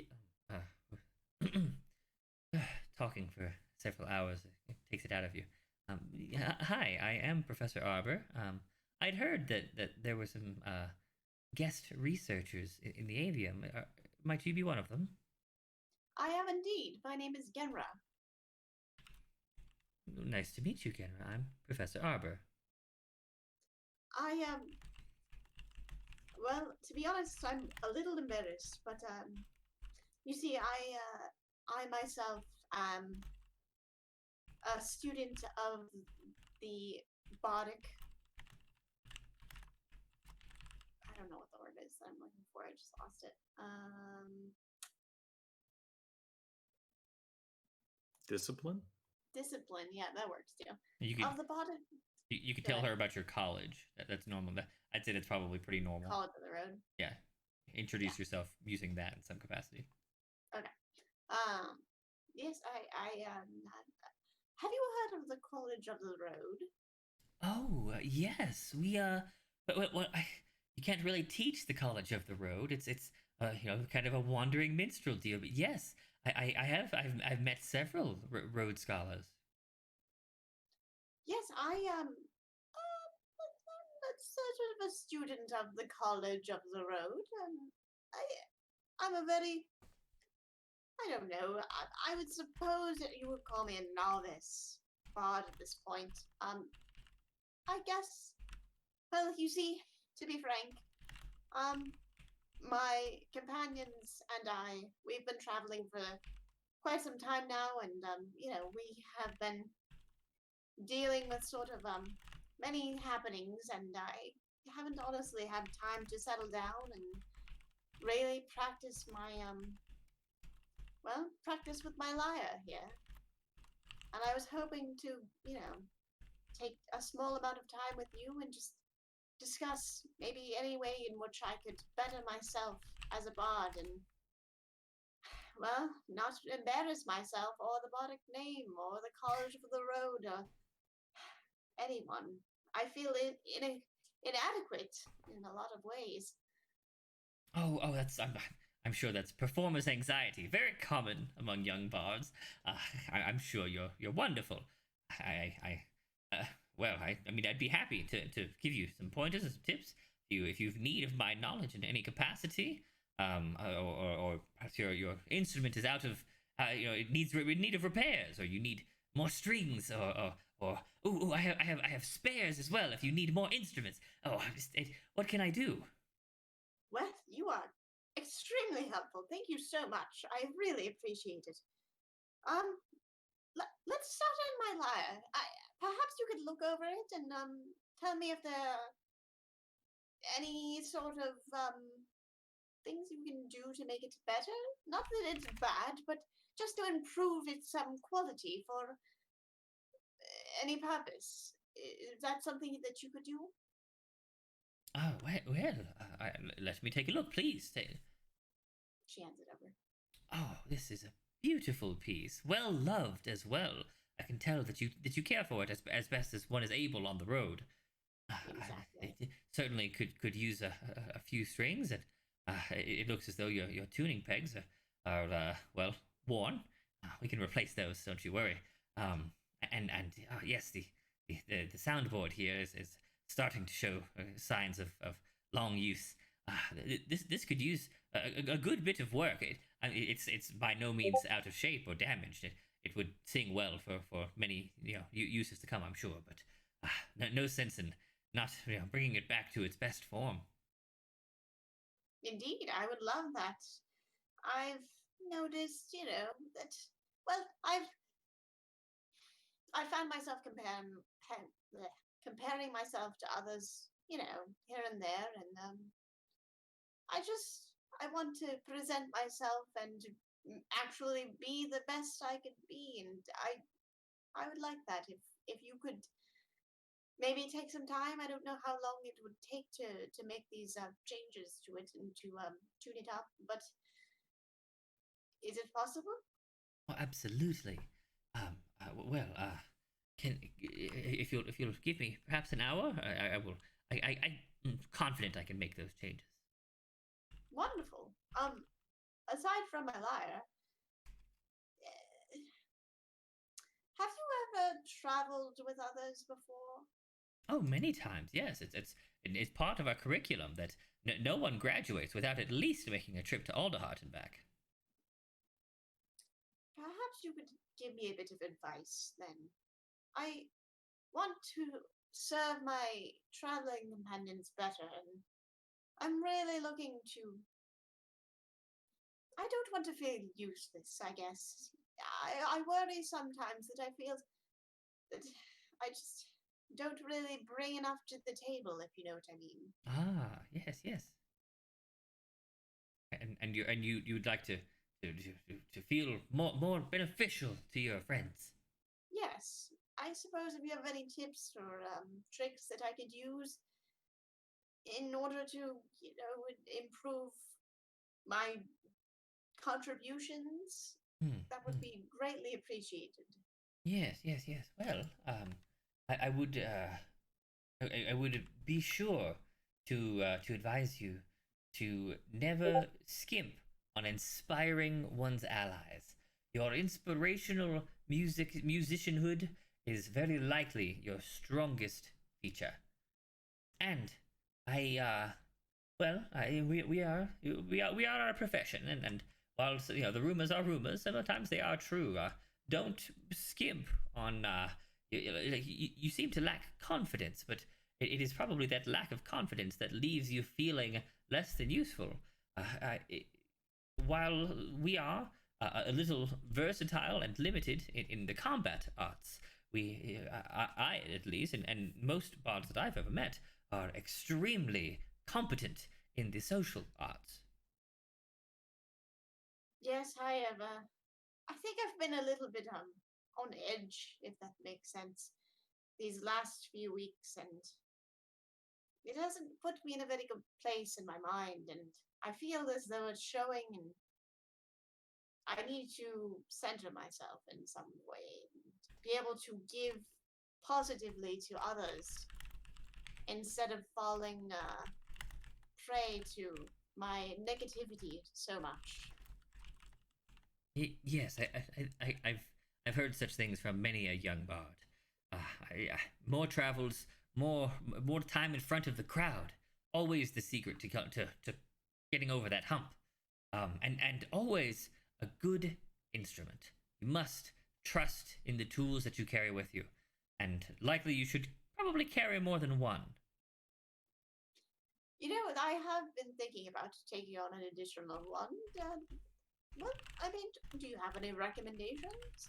Well, I do, in fact. And have you ever used the Folklucken Bandore? It's kind of like I it's kind of like your lyre here, but many more strings. It gives you a much greater, much wider range, though it's a little heavy. hmm. Well, as you can see, I'm not quite the most strong person, but wouldn't mind taking a look. Do you have one? I do. I will have to hunt it down from storage. How about I'll dig it out. Come back in say an hour and a half instead of an hour. Sounds good. Thank you. I really do appreciate you taking the time to speak with me and work with me on these things. Oh, I'm glad to have done so. It's so rare to meet a traveling bard such as yourself, and especially from the College of the Road of all things. Oh, what a treat! I'll tell stories and I'll sing a song about it. Wonderful. And then she goes to grab some food. Okay.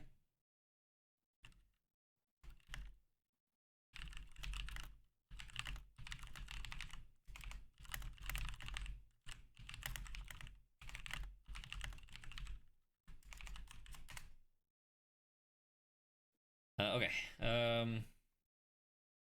You come back in an hour and a half, and she has repaired and like waxed and really given the full touch up to your lyre. It looks better than the day it was brand new. Because you're down in your homely little winnowing reach, they didn't have super high quality magic-y bullshit wax and all that kind of stuff. Yeah. She also will give you a new instrument that I will DM to you. It looks. Where are you? There you are. It looks like this. Nice. That is cool. It is cool. It's, so many strings. it's like guitar plus harp. Nice. It makes sense. I can see it. It's a garp. Yes, it's a garp or a hartar. Hartar. Oh, that's That's cute. beautiful. All right. So, and she'll spend an hour or two with you, instructing you on the nuances and differences in this new instrument. Before they kind of wrap things up, she's going to ask if they will be playing at the party, and if so, she'd like to accompany them. Absolutely. Oh, that would be marvelous. Wonderful. Thank you so much. This is more than I ever imagined I would get out of speaking with you. I was worried you wouldn't have any time, and this has been so wonderful. I'll see you there. Very well. Okay. Last but not least, Lycus is headed off to the divinations professor. Yeah. Okay. You head up to the top of the avium. As with all diviners, you must be able to see the stars to predict the future. Very important, of course.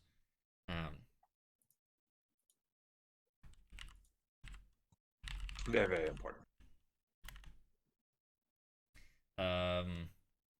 It is late morning by the time you get there. There's an again, as with all good divination and oracular tropes, there's a confusing series of hallways to get there for no particular reason. Lots of the doors just open and don't go anywhere. There's a bunch of signs with like prophetic sayings that don't really mean anything. Or they mean everything. Ah, yes, or they mean everything.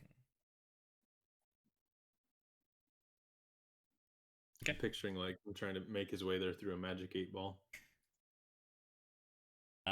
When you finally reach the room, you see a very old, in the last like decades of its life, Luma, sitting in a huge, super cushy chair, poring over what looks to be a large pot of tea, just gazing into the tea. Lycus Lycus is going to wait.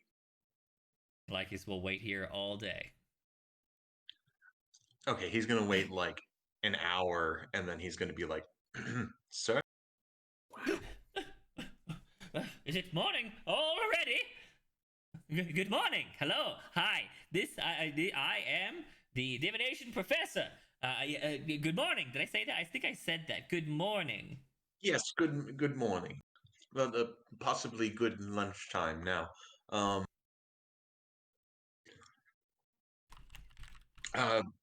My name is Lycus Redmayne, and I've been here on special appointment as a researcher under the dean. Yes. I foresaw that you would come to see me.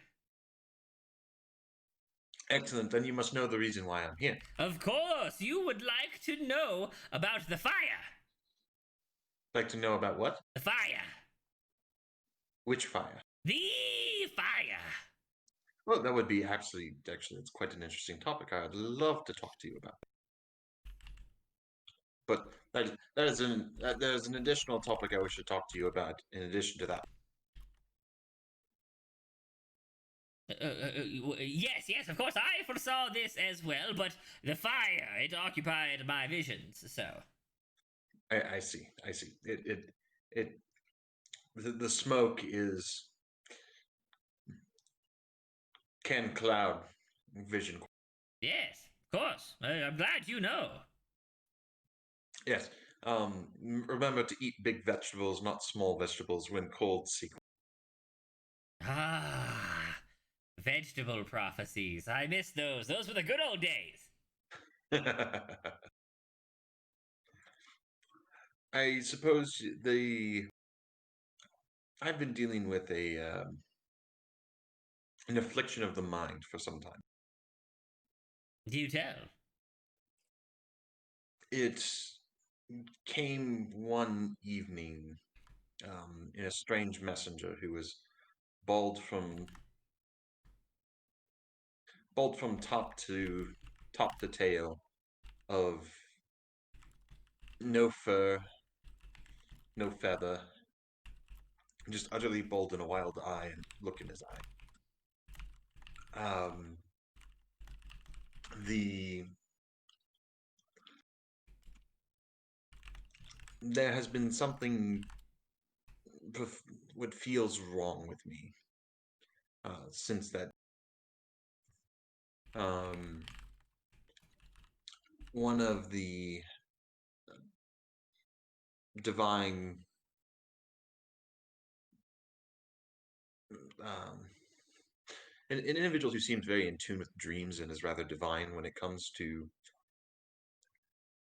feeling them and understanding them, saw a king robed in a yellow, and I believe he had that the same night that I had my encounter, and they may be related. I was hoping you might be able to help me understand what this affliction is and how to route it. I see. Yes, of course I can. Well, a hairless servant, you said, and Yes. the curious afflictions. Well, yes, I will have to consult the divination arts for this one. He reaches into a small, like, he reaches over his armchair, opens up a small wooden chest, and grabs a handful of what looks like small animal bones. He says, I think this is the call for the fire. Yes, the fire. And he pulls up a big iron cauldron, and then kind of snaps his fingers, and it bursts into kind of a soft orange flame. He tosses the bones in, and yes, the fire does tell of portents of danger and malign entities. And this creature of yours, this naked servant, does sound dangerous. You hear the cracking as the bones begin to split inside the pot. And he snaps his fingers again, and they immediately extinguishes the flames. He snags the pot and upends it onto the table, and bones clatter across the surface. You see that they've all broken or cracked or chipped in some capacity, and he picks up several large pieces and inspects them very closely, very thoroughly. Ah, yes. Yes, I see.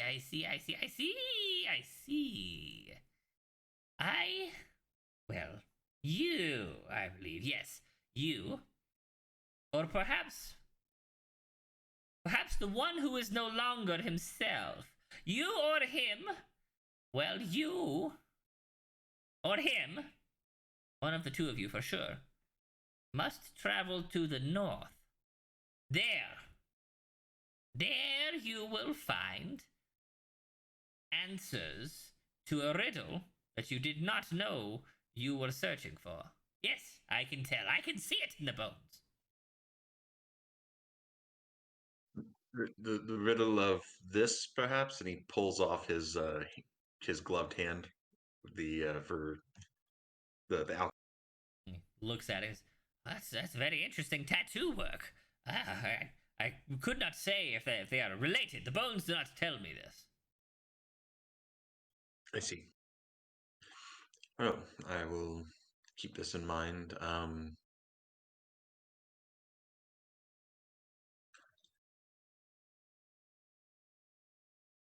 Must travel to the north, the one who's not himself. Do you mean You mean Rest? Who's Resic? The one who's not himself anymore? Or do you mean Ugla? Who's Ugla? Someone else who possibly might not be himself anymore. Well, do you have any other not themselves companions? I mean, Genra's been particularly beside herself on a variety of different things. So, am I? I don't know. Am I going crazy? Yes. Damn it! All right. How does this tea leaves thing work? Oh, yes, the tea leaf portents. This tells us of the future, of the weal and woe, of the future and the past, and how they intertwine. Please, please, come. Okay. This is gonna go on for hours. Oh yeah.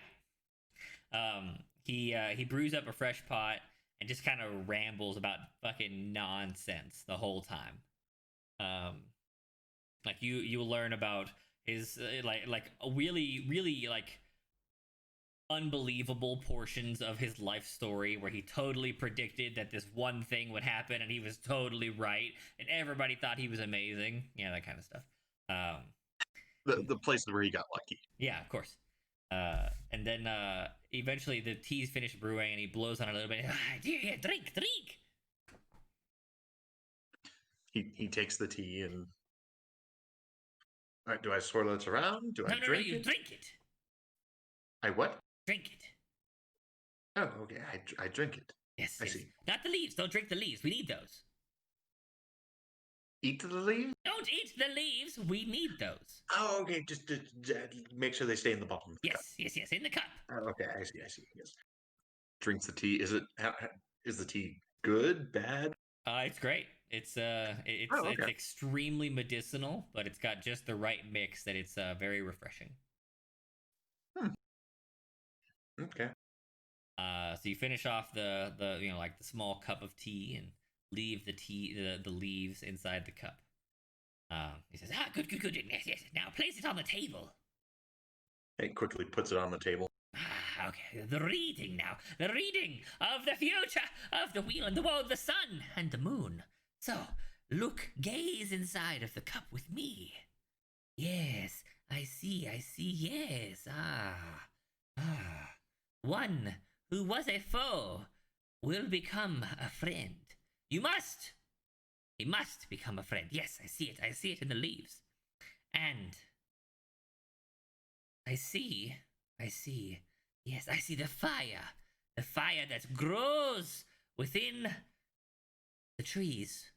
I can see the trees and they burn, and I can see them burning, and it is terrible. Oh, the leaves, they tell me that within the burnt trees, the scorched grove, within the scorched grove, there is a through, an under, and above and below. And within there, I think you will find something that will assist you with the fire.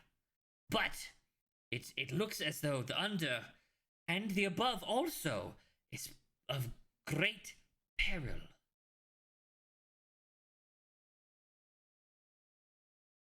This is what the leaves tell me.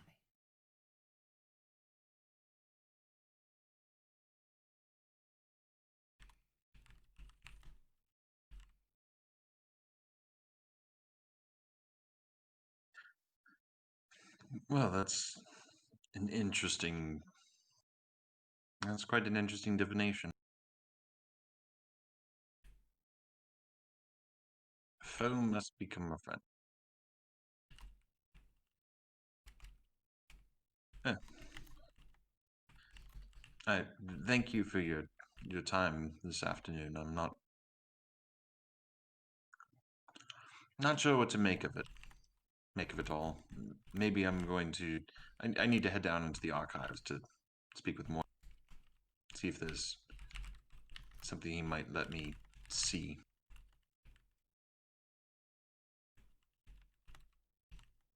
Thank you very much for your. Thank you very much for your time.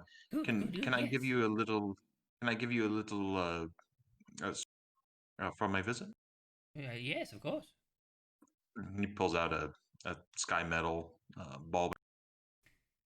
Ah, metal from the stars. Interesting. Yes, yes, interesting. It might I help you connect with the stars a little bit better.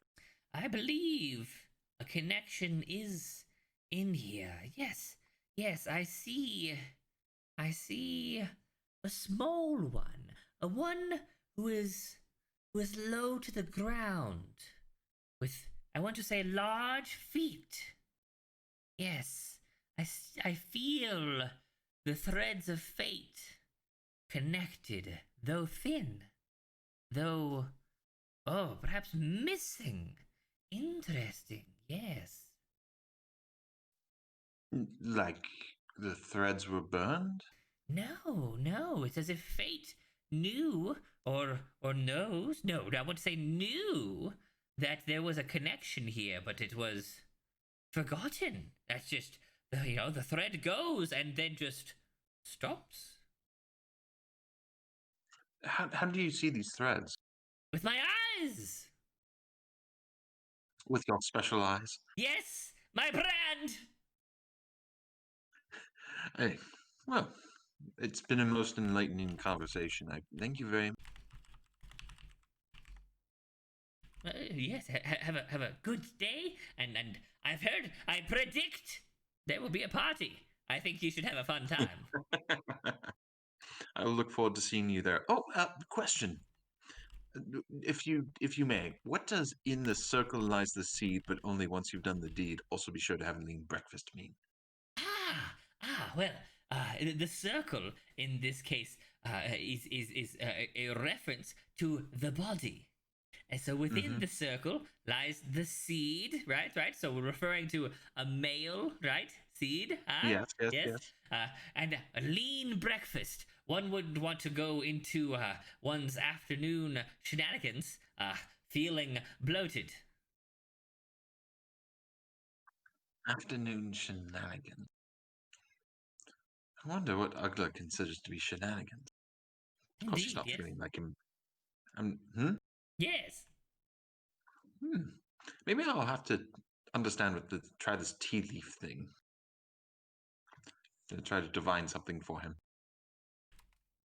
Indeed. Yes. Yes. Yes. I think so. I can tell Mhm. that you have the touch, What touch? the diviner's touch. Oh, maybe I'll have to try it out. Well, again, thank you, and um, I may see if I come across some good teas on my travels, I'll send them your way. Oh, divine. Thank you. Yes. Like his heads on out, on down to the archives. Okay. Um, if you go to the archives, you'll basically be there until the party starts. Did everyone else sound like they were going to come back? They didn't really give a real full plan. Only Rezik said that he might come back to try and go find Morty. The other two were like, "I've got stuff to do," and they left. Ugla had mentioned he was going to Right. go and try and find Morty later, so he was kind of like assuming that everybody else was going to do the same. Okay, like us all do the same. Okay. Okay. So, everyone but Genra then, she's gonna spend her afternoon learning a new instrument. Um, will return to the apartment.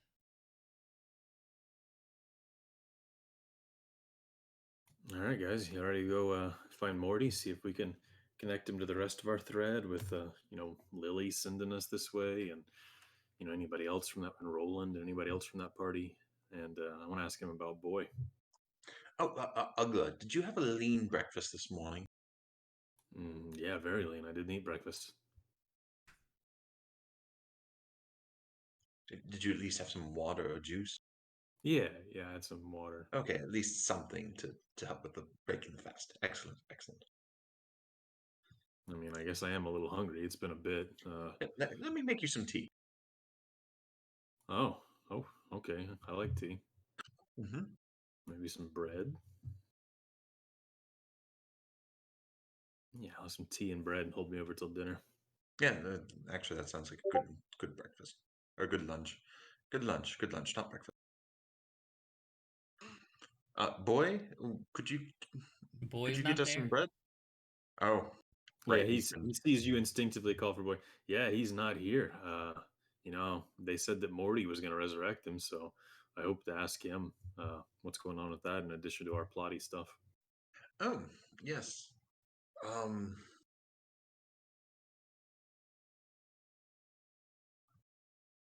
Interesting. All right.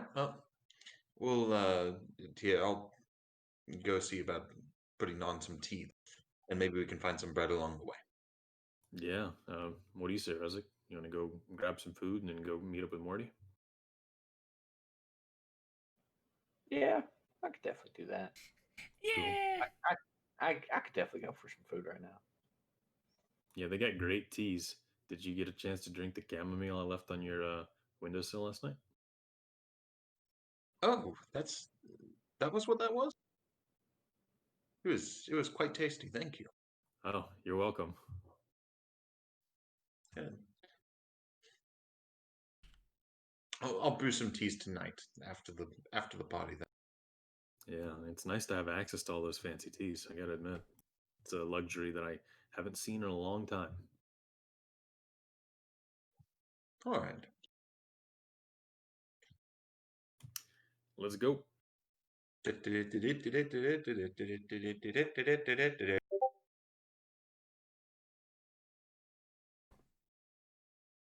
right. So the three of you head off to find Morty.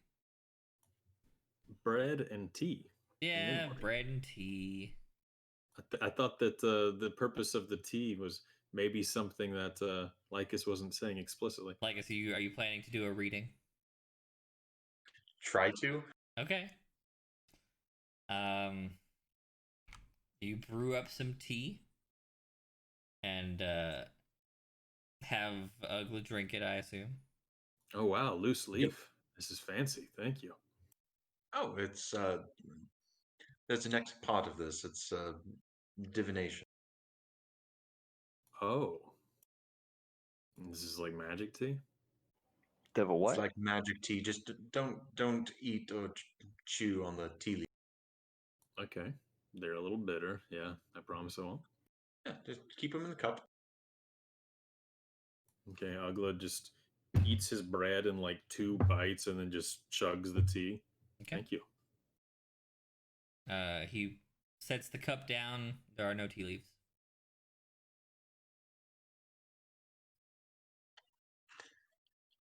Hmm. There are no tea leaves. Maybe you drank them. Ugla, could you open up your beak for a second? I want to see if there's any tea leaves in there. Opens his mouth. No tea leaves. I mean, I was sure not to drink them. They were definitely in there when you handed it to me, though. It's weird. Mm-hmm. Try again and maybe I don't know, a bit of mash on it or something. A straw? Do we have any like? I mean, could I drink it with a straw? Do they have those here?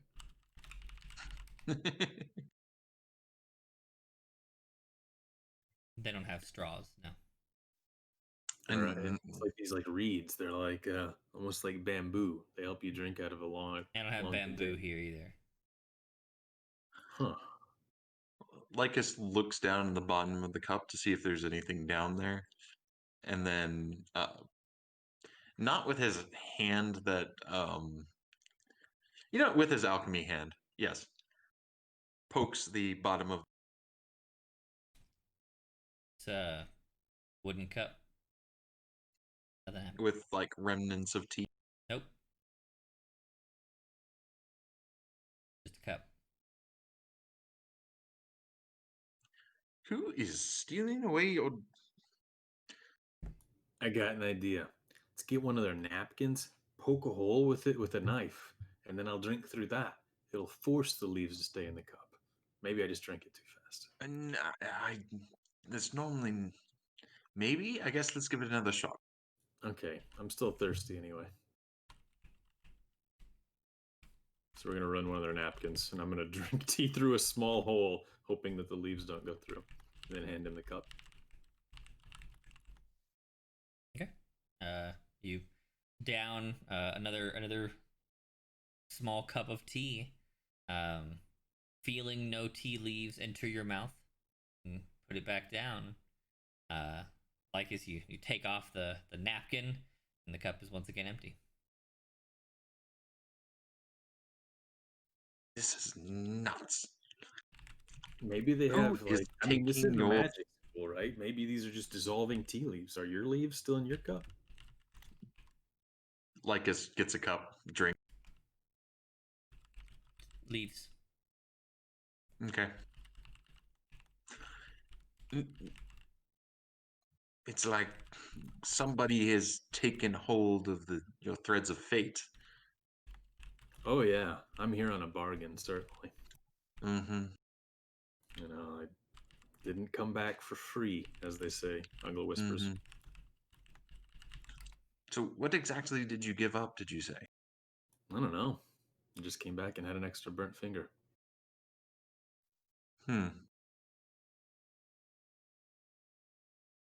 Memory of something. I mean, if we're gonna be honest, I was already serving a higher power anyway. It's not like this is that different. True, but is there something you remember but don't remember? Man, you know I can't answer that. That makes no sense. You've been hanging out with that divination kook a little too much. But I Yeah. remember but don't remember. That's a strange question. Well, it's like when you have when you're looking through a pane of glass that's all fogged up to see what's outside, like if there's a vision, like there's something you see, but all you see is the fog instead. What did you Oh, see when you an weren't occluded even memory? looking? An occluded memory.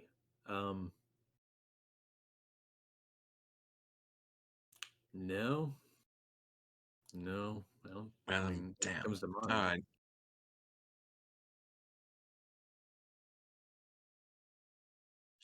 Oh, Oh. why don't you do Rezik's fortune? Yeah, sure. Rasik. Nope. No, you don't want me to do your fortune. Could be cool if yours works. Let's see if the tea leaves show up for you. All right, I guess. Yeah, that would be fun. Let him try his new skills out, man. You had a busy morning. It was an interesting morning. All right. So Oh, by the way, I went to the enchanting guy, and he said it was 700 gold to get my sword enchanted. I wish you were there to talk about the options, because there was one that made it more powerful and more accurate, but he said I would outgrow it. And he said there was another one he could do that would grow with me, but it could go crazy.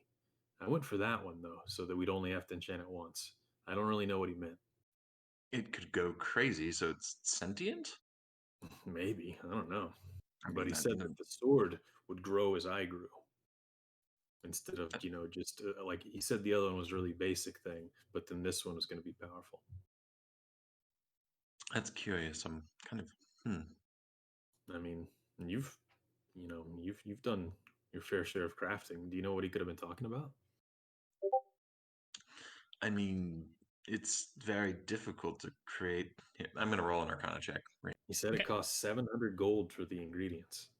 I know it's most of our money, but it sounded like we could just be done with my stuff forever if this works. So creating a sentient weapon would require something like binding something into the. Yeah. So you've heard of like enchanted or enchanted sentience or enchanted intelligence, and they're supposed to be exceptionally rare, usually created by an extremely powerful caster of some kind, or some sort of like great magical figure, like a powerful creature. Um, this may be that, or it may be somewhere in between, less sentient, more I don't know, magically magically in flux. Who knows?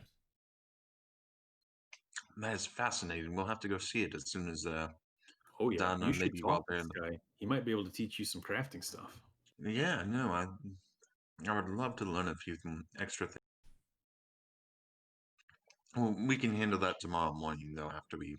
Yeah, go pick it up. Mm-hmm. So, Rezik, how was the tea?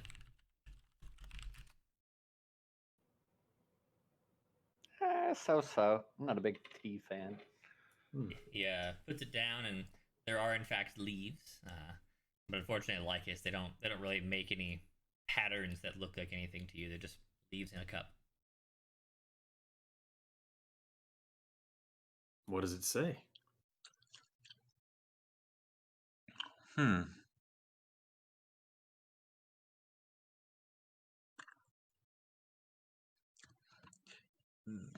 There's deeper meaning here that is not immediately present to the eye of the. Oh, it's too Let complicated. me get a little bit more water.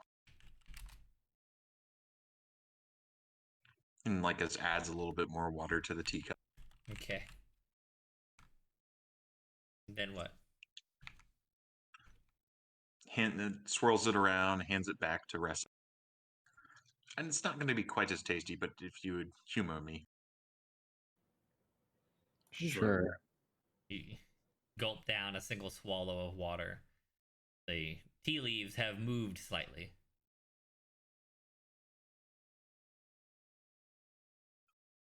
Is there anything that the tea leaves seem to mean? It. Um. Roll intelligence and a D100. Okay. Ooh. All right. Your mind is like putting together patterns. You're analyzing the white space. You're analyzing the leaves and how if they could be dots, and if they drew lines, then would they make this picture or that picture? And you think a picture is coming together. It's got something to do with a geometric shape.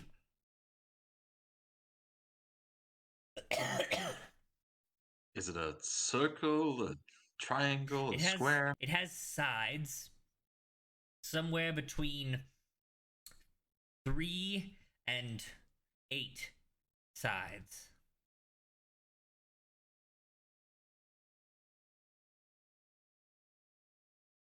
What does it say? Is it different now? Yes, it is different. It here indicates the possibility of the elements, and around the outside of the 3 sides, very similar to the symbol I have on my back, and then a octagon, which could be something stopping those elements. Okay. Fantastic. You have something. You're tied somehow to the elemental aspects of the world. What you talking about, Willis? As one who seems to be not quite what they are. Not quite what they are. What does that mean? There's an answer that you and I will probably end up seeking, Resik, that lies in the north. Something hidden, something lost, a riddle that we have not yet found what the riddle it means, but the answer to the riddle exists in the world. Yeah, that's that temple you were talking about up north, right? It could be that temple. It could be something else entirely. It's very interesting. All right, we'll definitely forge north at some point. We gotta go see what's up there. Not enough people have done that. Yeah.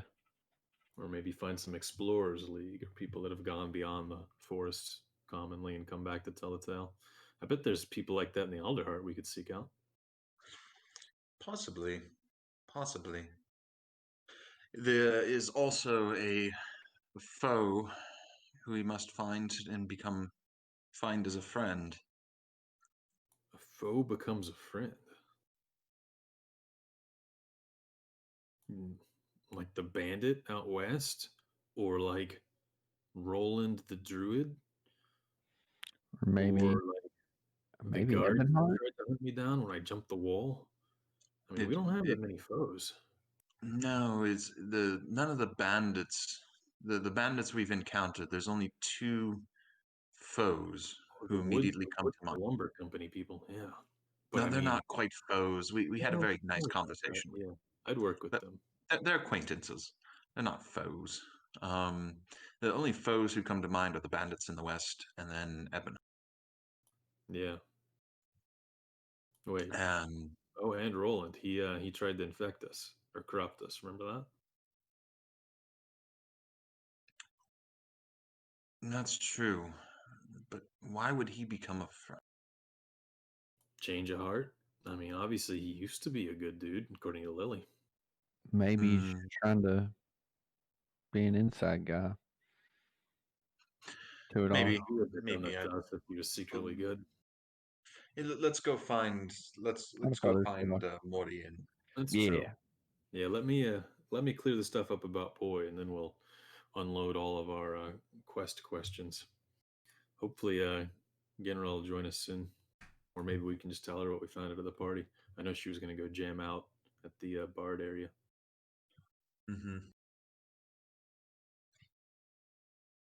maybe we can walk by. And maybe is it on the way? What? Can we walk by the Bard area on the way to Morty and Steel Genra? Oh, sure. Why not? Okay, cool. So we all go. We don't need to get Genra. We can just leave her. Uglo laughs at what is clearly a joke. Obviously, So yes. we go to the door to the Bard area and we stack our heads up like in a little totem In the pole, cartoon, and just, yeah. and just wait on her to see us. Genra, you're working on a particularly difficult passage that streams from the loot pieces down to the heart pieces and back, and it's over and it's over and over and over. And then you get this that itchy feeling, that gross somebody's watching me feeling. She looks over. There they are. Well, Professor Arba, I really do appreciate everything that you've done for me. I'm forever grateful, and if there's ever anything that you need from me, please let me know. Otherwise, I think I must be on my way. Oh well, your friends look nice. Hello, boys. Hi. She gives you all one of those come hither smiles, and then please take care of Genra. Oh yeah, we will. You know, I met her mom and her aunt and her whole family. Oh, Yeah, she's a good one. Genra. He's already met the family. Yeah. It's not like that at all, Professor. Oh, it Not never like is that at until all. it is. Like Have a good we all day. met her Not like family, that at all. right? No. She wagged Yeah. his head. Mike has got along really well with her family. Oh, the Lycus, the fox boy. Oh, Genra. Mm. Well, have fun. What?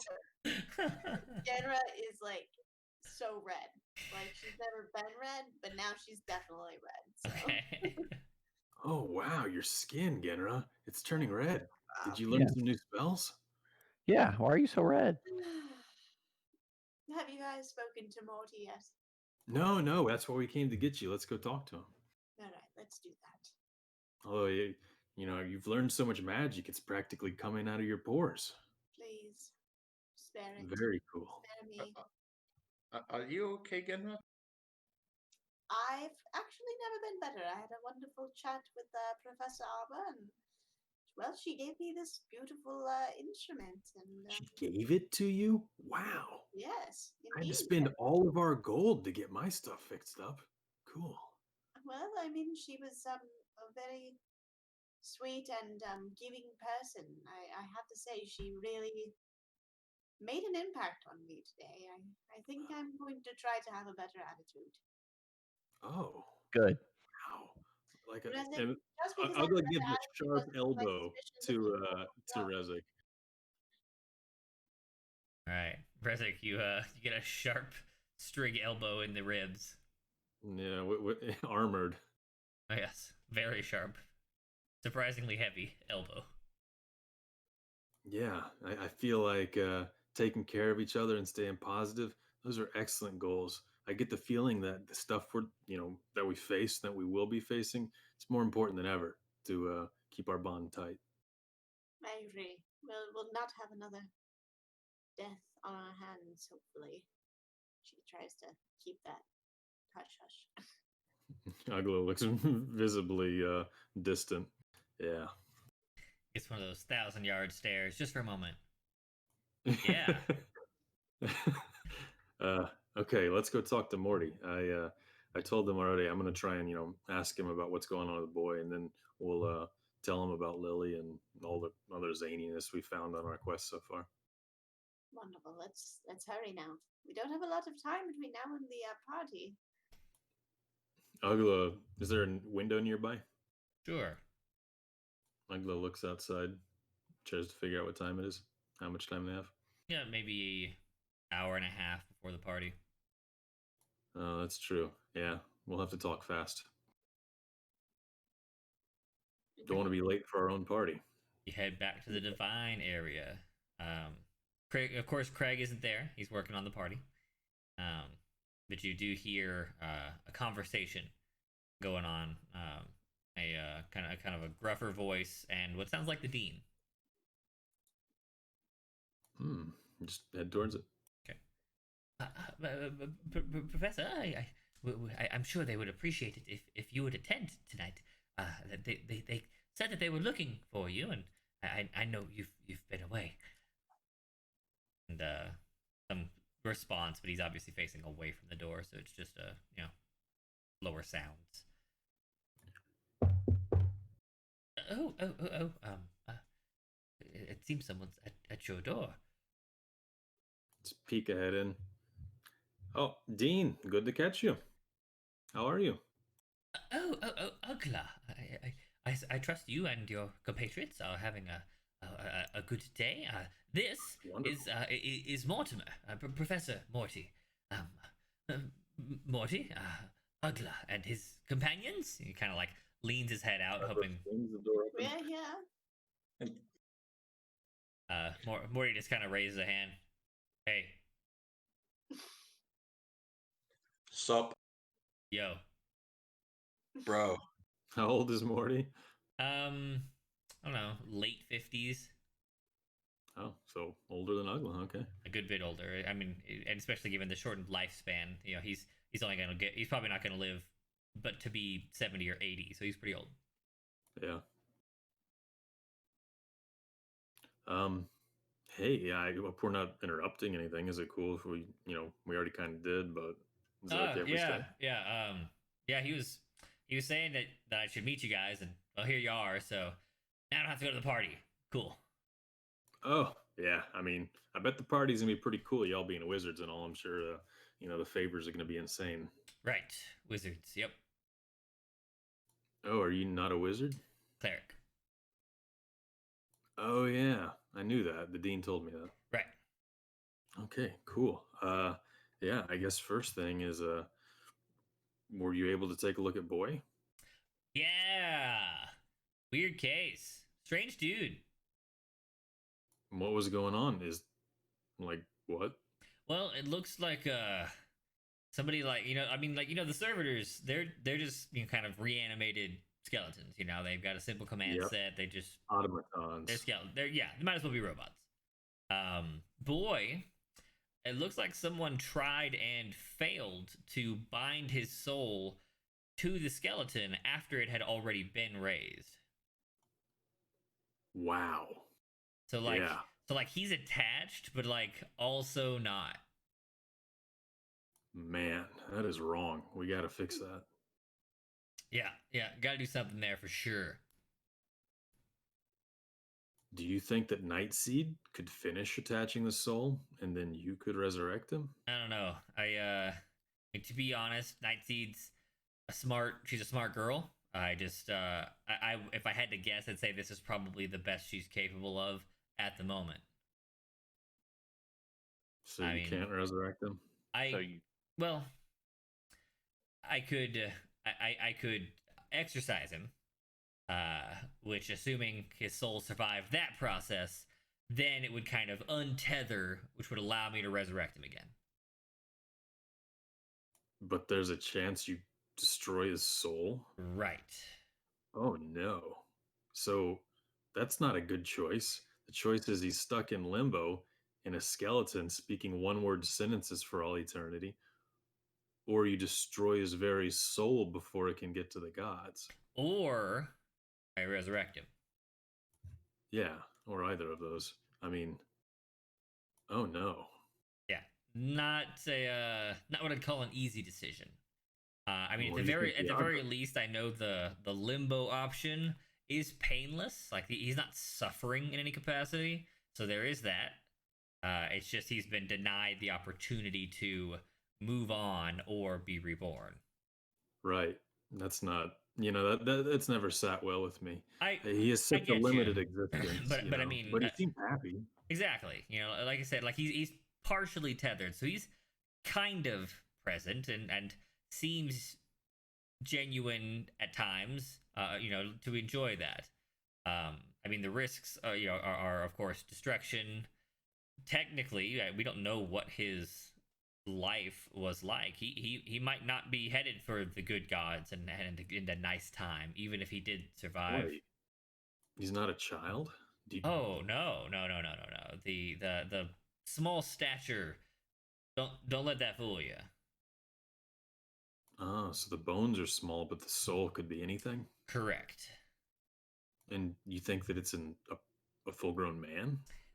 All the bodies and the spirits that we employ at the avium were adults. Oh, well, I mean, definitely try for it then. For an adult to be stuck with the mind of a child attached to a skeleton, that's torture. All right, your call.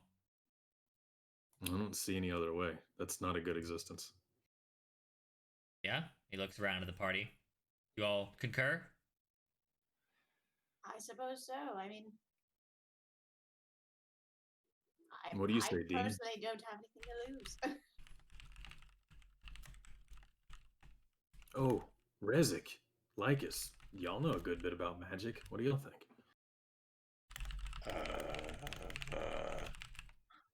Look, as he is, it's like not in the natural flow of things. Hmm.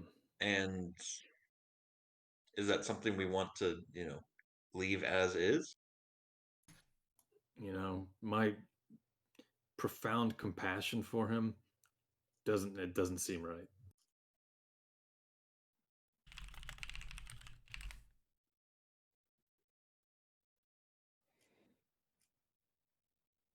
let's do it. What's the worst that could happen? Destroy self. That would be catastrophic, but I mean, what do you think the odds are? Ooh, couldn't say. I really depends on what his soul, did during its lifetime, and couldn't guess. Oh, well, that's fair then. Okay. Right? Yeah, kind Oh, of suffers the fate he deserved. Right? Seems good. 100%. Hey, I have not too I many have religious types around here, are there? Right. I have a vague Honestly. idea. A vague What's idea. that? Well, if we're wondering whether he did good or bad in life, Mm-hmm. Oh, I don't Get care. I get just his want it to get what he deserves. get a finger bone and try divination. Remember, he already told you that the skeleton is not the soul. Right. Never mind. That divination might tell you what the skeleton's life was like. Like Right. okay, fair point. Never mind. Let's go ahead. Do it. Do All it. right, let's do it. Cool. Absolutely. Good. Let me just say a quick prayer, real, just a moment. Yeah. And Me Ugla's too. going Me to too. Ugla's going to turn and to himself, pray to Altus to guide this soul on the path that it deserves, and to give Professor Morty the strength and power that he needs to send it on its way, either back to us or into whichever applicable gods, into Titan's arms. There you go. You have this beautiful prayer wishing that the just and right action is taken. He goes, yeah, me too. All right, Ardea, cool light lady, help me out. Bam. You pray out loud. Prayer over. He does loudly. Oh, cool. Yeah. Ugla's had extensive experience with people of other religions, and he knows that they're all very different. True. So he does not let on that there's anything wrong with the way you're praying. Okay. We will put this on Ugla's shoulders as he is leading this shenanigan. Ugla, you will roll me a d100. You roll below 30, his soul disperses. If you roll 31 to 75, his soul moves on in whatever direction it should have. And 76 to 100, you resurrect boy. That's so cool. All right, here we go.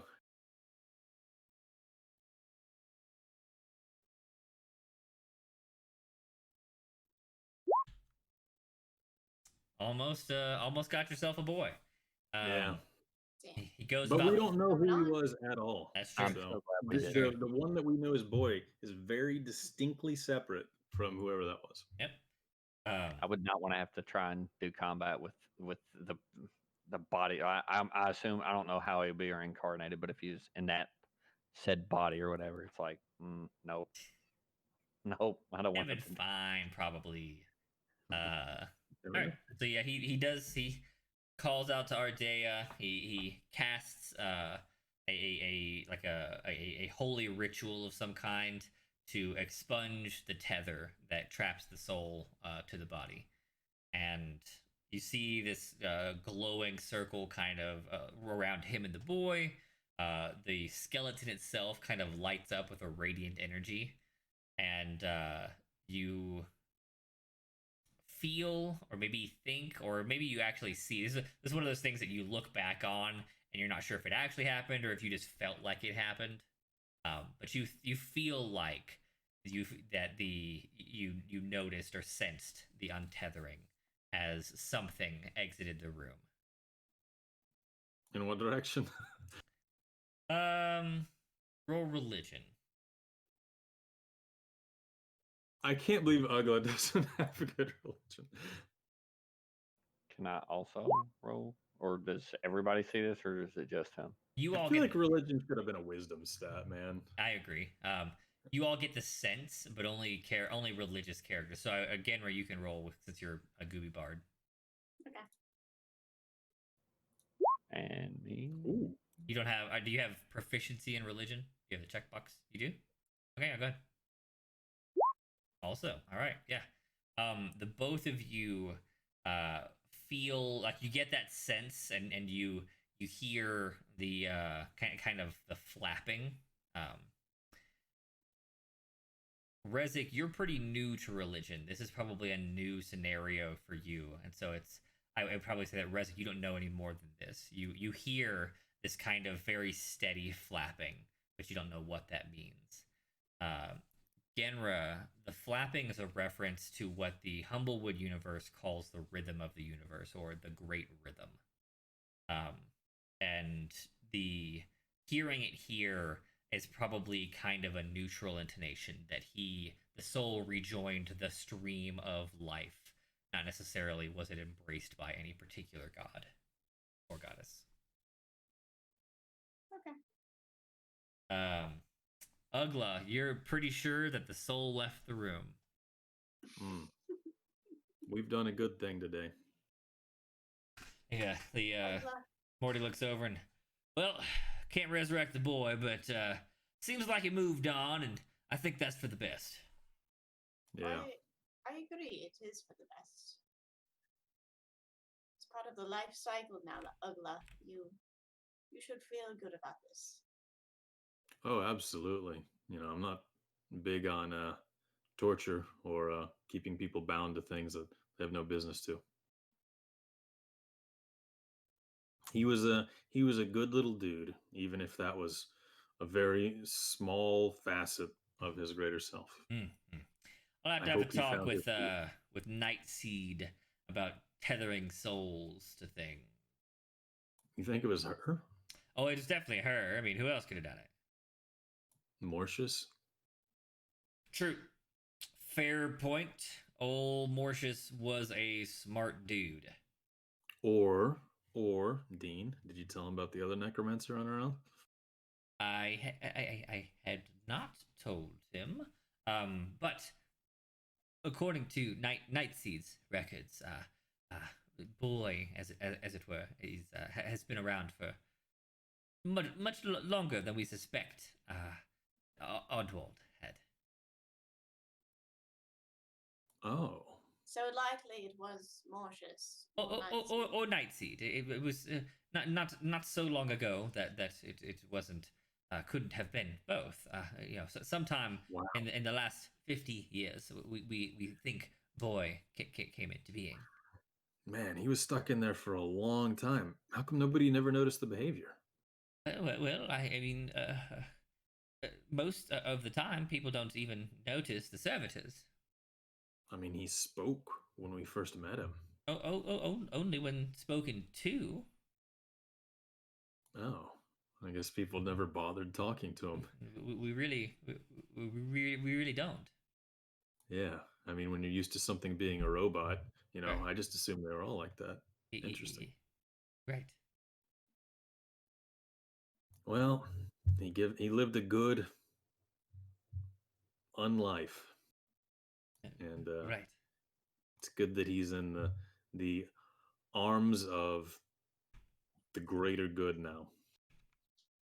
Yes. For the greater good. Hmm. Yeah, and pats him on the back. Okay, Hearty slap Now. throw. Earlier. Morty, about your old friends My from your my adventuring days. My old friends. Adventuring. Oh, that was a long time and a lot of drinks ago. Yeah, actually, we came out this way looking for you. Everything else with the dean and the necromancy and all those shenanigans, that was just fell upon us when we got here. Our true reason for visiting is specifically to talk to you. Ooh, a lot of pressure. What can I do you for? Your friend Lily actually sent us your way. You don't say. Lily the Valley. She was something. Oh yeah, great beats on her. I mean, Great in her beats. kitchen. Yeah, lost in memory for a moment about the great beats. Ugla slips up that maybe some of that was a double entendre. But yeah, so there's some terrible shit afoot, man. Like the attenders of the Grove, of the Scorched Grove, very corrupt, very crazy. Ooh, that does sound bad. Oh yeah. In fact, a lot of the burning and insanity that's sweeping across the land is probably coming from them, unless it's part of something even bigger. Well, there was the aspect, the big fire critter from that scorched the grove, and the dean's yes, the aspect of fire. Right, it could be that we're not quite done, but halfway or so. But many of the pages that Oswald had torn out were in reference to this great fire creature. Yep. Every time I got close to it, we hit another torn out page. I'm glad we were able to find a bunch of them. A little bit worse news on a personal level for you, though. Roland was one of the druids out there. We met him personally on one of our first nights Ooh, together. nice, good guy, Roland. Yeah, he's well, he may be yeah, he's fire corrupted, and he tried to give it to us. That's a tough loss. Yeah, He spent ambushed us. spent a lot of good years with Roland. He was definitely one of the great ones, not even one of the good ones. Like, tough to believe he lost to the corruption, but he did always insist on heading up that scorched grove circle. And I mean, you can't live your whole life next to the source of the problem, you know. I mean, Lily was able to resist, but I guess not that close. Not that close, right? She Yeah. stayed in Ashborough, right? Yeah, she was running the Yeah. farming out there. But as soon as we told her about Roland, she grabbed her bow and left. In Yeah, fact, he they were always pretty much close. vanished and went after him in the night. Yeah, that's her. She's big feelings, big heart, big beats. Mm. But yeah, I mean they were close. I always figured it would have been her and Roland instead of her and Pontus. What? Her What and was that who? name? Who? What do you mean? Pontus? Her and Who's Roland, Pontus? her and Pontus? Pontus. Why does But- that name sound so familiar? Do you all not remember? That's what you said. Or Remember you what? said that, didn't you, Genra? Yes, but I don't even know where it came from. I feel as though it's so distant from my mind, but it shouldn't be. Was that a friend of y'all's? Yeah, one of my old traveling buddies. Man, I lost touch with him. He was I don't know, it just wasn't my style. That's fair. I mean, people grow apart. Where did you last see him or speak with him? I want to say in the mock fields, maybe. Yeah, I mean, we didn't even know about him. Was he like an undercover member of your party? Like, we know about you and Pilum and Roland and Lily, but never heard of Pontus. When did you meet him in the fields? Oh, I mean, we all split decades back now. Okay. Wasn't there another cleric in your party, one who met with tragedy? Yeah, that was before my time. But I thought that was the reason why they had broken apart. Yes, I do remember Lily explaining that to us. Right. Douglas studies his response. Well, when Lily says broke apart, she means, like relationship wise. Oh, her and Pontus. Yeah. Okay. Ugla doesn't bother with intuition. Got it. Pontus was the one who gave you the torch and was in Winnowing Reach. And you, Wait, Resic, your mind's not even. Anyway, my torch? sorry, Resic. Yeah, I'm sorry, Lycus, have we met Pontus? you all don't remember? I've never met a guy named Pontus in my life. We got this torch from the slime games, and then we headed south, found some sky metal, continued through the marsh, put it in. The torch spoke to us through some voice that none of us really recognized, and then we set about and waited a year, went back into the Reach, and things seemed normal there. But what? I mean, that's how I remember it. Genner, does that sound right to you? Genra feels nauseated. Like, actually a little bit nauseous. Rezi, does that story sound right to you?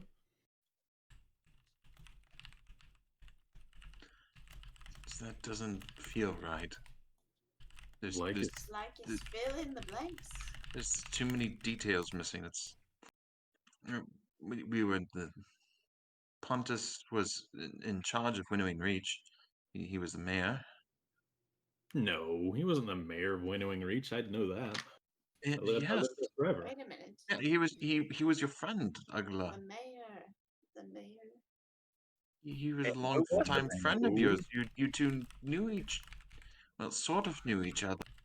Long-time acquaintances, I suppose. I mean, I know Banton from, you know, out the Temple of Altus, but I didn't really have any other friends in the city. Yes, the only mayor I'm familiar with is that Mopok. What was his name? I don't even remember his name. Me neither. I don't even remember meeting him. I mean, I was just in a, religious order and all. I wouldn't have met the mayor, I don't think. Gregory was the Mpak we were supposed to meet with about the sky metal that fell from that fell after Pontus sent us away with the No, torch no. because He sent us away? yes, he sent us away Gregory the because of Mapaka doesn't make any the sense. I flame that remember that. struck from the sky. A I mean, flame I know the struck from the sword. sky? And y'all I think remember- something's wrong with me. Get a load of this guy. You're like, that's. Don't know what to tell you. None of us remember any of that, it seems like. I don't. They don't. Yeah, I don't know any Grigorys or Pontuses, sir. Feel like I'd remember it. I mean, you said we were friends for a long time? Acquaintances. You knew him for a long time. He was the one who gave you the award of taking the torch out of this town along with the rest of us. And by an award, I mean it was a cover for all of us to escape what was happening in Winnowing Reach. The That does druids kinda had been sound right. acting strange and doing something, and Pontus apologized to us because he said we are going on to do something. And I mean, I he know was we had to leave Winnowing Reach, and we stayed away for a year. And But I didn't stay away. I went back and everything was fine. I distinctly remember being mad at you for going back. Now that I think about it, Mhm. so there was something strong keeping us away. Yes, it was a warning from Pontus. He said, "Don't come back with the torch until the year had." I mean, I know everybody forgot my friend Banton. Is Pontus like that too? And now we've Y- forgotten him? And maybe, but the connection is still strong. The thread of fate is still strong to Morty still, and somehow to me. Do you know of Like, anybody else that's forgotten him? Morty, was he the mayor of Winnowing Reach? I feel like I'm going insane here. Oh, I never can't say I even been to the Reach. Couldn't say if he's mayor. I guess I don't have any reason to not believe you. No, Lycus doesn't lie. I trust what you're saying. It's just so difficult for me to picture any of this. As someone that commonly forgets a lot of things, I kind of get it. And it makes sense. Like all these pieces fit together how you say it. In fact, now that I think back on it, I mean, the world that I was operating under doesn't really make any sense. So Pontus is kind of the key that glues all this together. Thank you. And we spent weeks arguing about whether or not this is something we wanted Pontus us whether this was something we needed to do because or whether we needed to trust. How much Morty, how much did you trust? Trust Pontus? I mean, he was a good party member. I suppose I trusted him plenty. He had his own secrets that he kept within himself, but he never let it become a problem for anyone. I mean, everybody does. Yeah, That's just living. exactly. Things we don't want to talk about, things we don't let out, but you all were very distrustful of Pontus's plan, of his discussion. I wonder if that's why we forgot him. You decided it was so distrustful that you had forgotten what sent us on this journey. There's I no way I mean- would forget that on purpose. Something must have happened to us. All right. Do you remember the last time we mentioned it? As this Morty. conversation rolls on, need everyone to roll a D 100 minus whatever your Ashen level is times 10. So if you have Ashen 7, you're rolling a D30. Who has Ashen 7? I don't know. Wait, so I have a 1. So you're rolling D90. I'm a roll. Okay.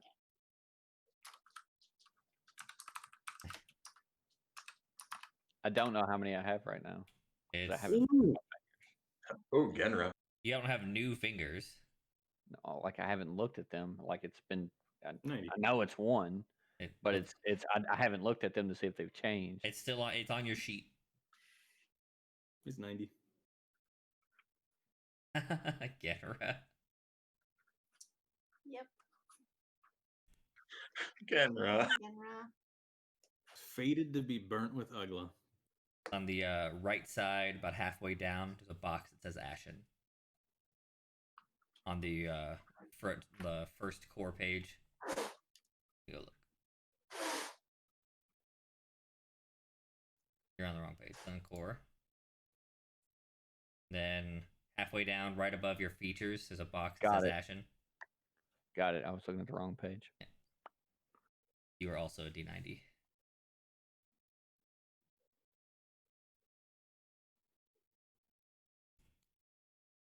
Okay.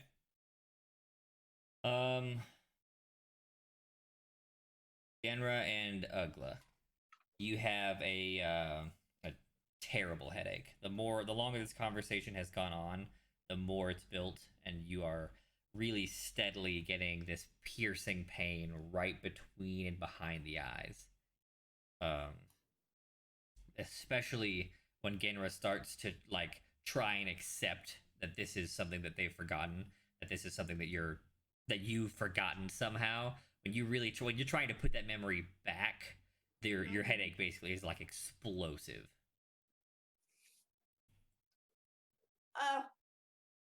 We must stop. Yeah. I feel terrible. Please. I just gotta get one thing out Please. before I fall over. Oh my god. Are Lily's you unloved? hands. Lily's hands were like this. Why? You asking Morty? Mm-hmm. Okay. Ugla passes out. Yep. You- She been passed do you have anything else to say, Genra? Please don't let us forget anything else. Yep, you're out. And then she dies. Yeah. She dies. And she dies. She's just fucking gone. I'm expecting a proper British faint though. Oh, Of course. the vapors. Onto the couch, the fainting Yes, couch. of course, the fainting couch. All right, Morty was about to continue participating in that conversation, and then two people literally fainted, and so he just stops immediately and starts trying to be helpful, and picks them up, puts them over on the fainting couch, instructs you guys to go get some water, and we will pick up there next time. Oh my god. Yay. I want that answer about the hands. Oh, Lycus was about to ask too, so you'll get that answer. Okay, we better not forget. It is a full weekend session between. True. But it's late. All right, you internet denizens, we appreciate you being here. You're cool cats. We hope you have a lovely weekend and a great life, just in case we never see you again for some reason. Be safe out there. Well, that's terrifying. Good night. Bye. You don't need a killer.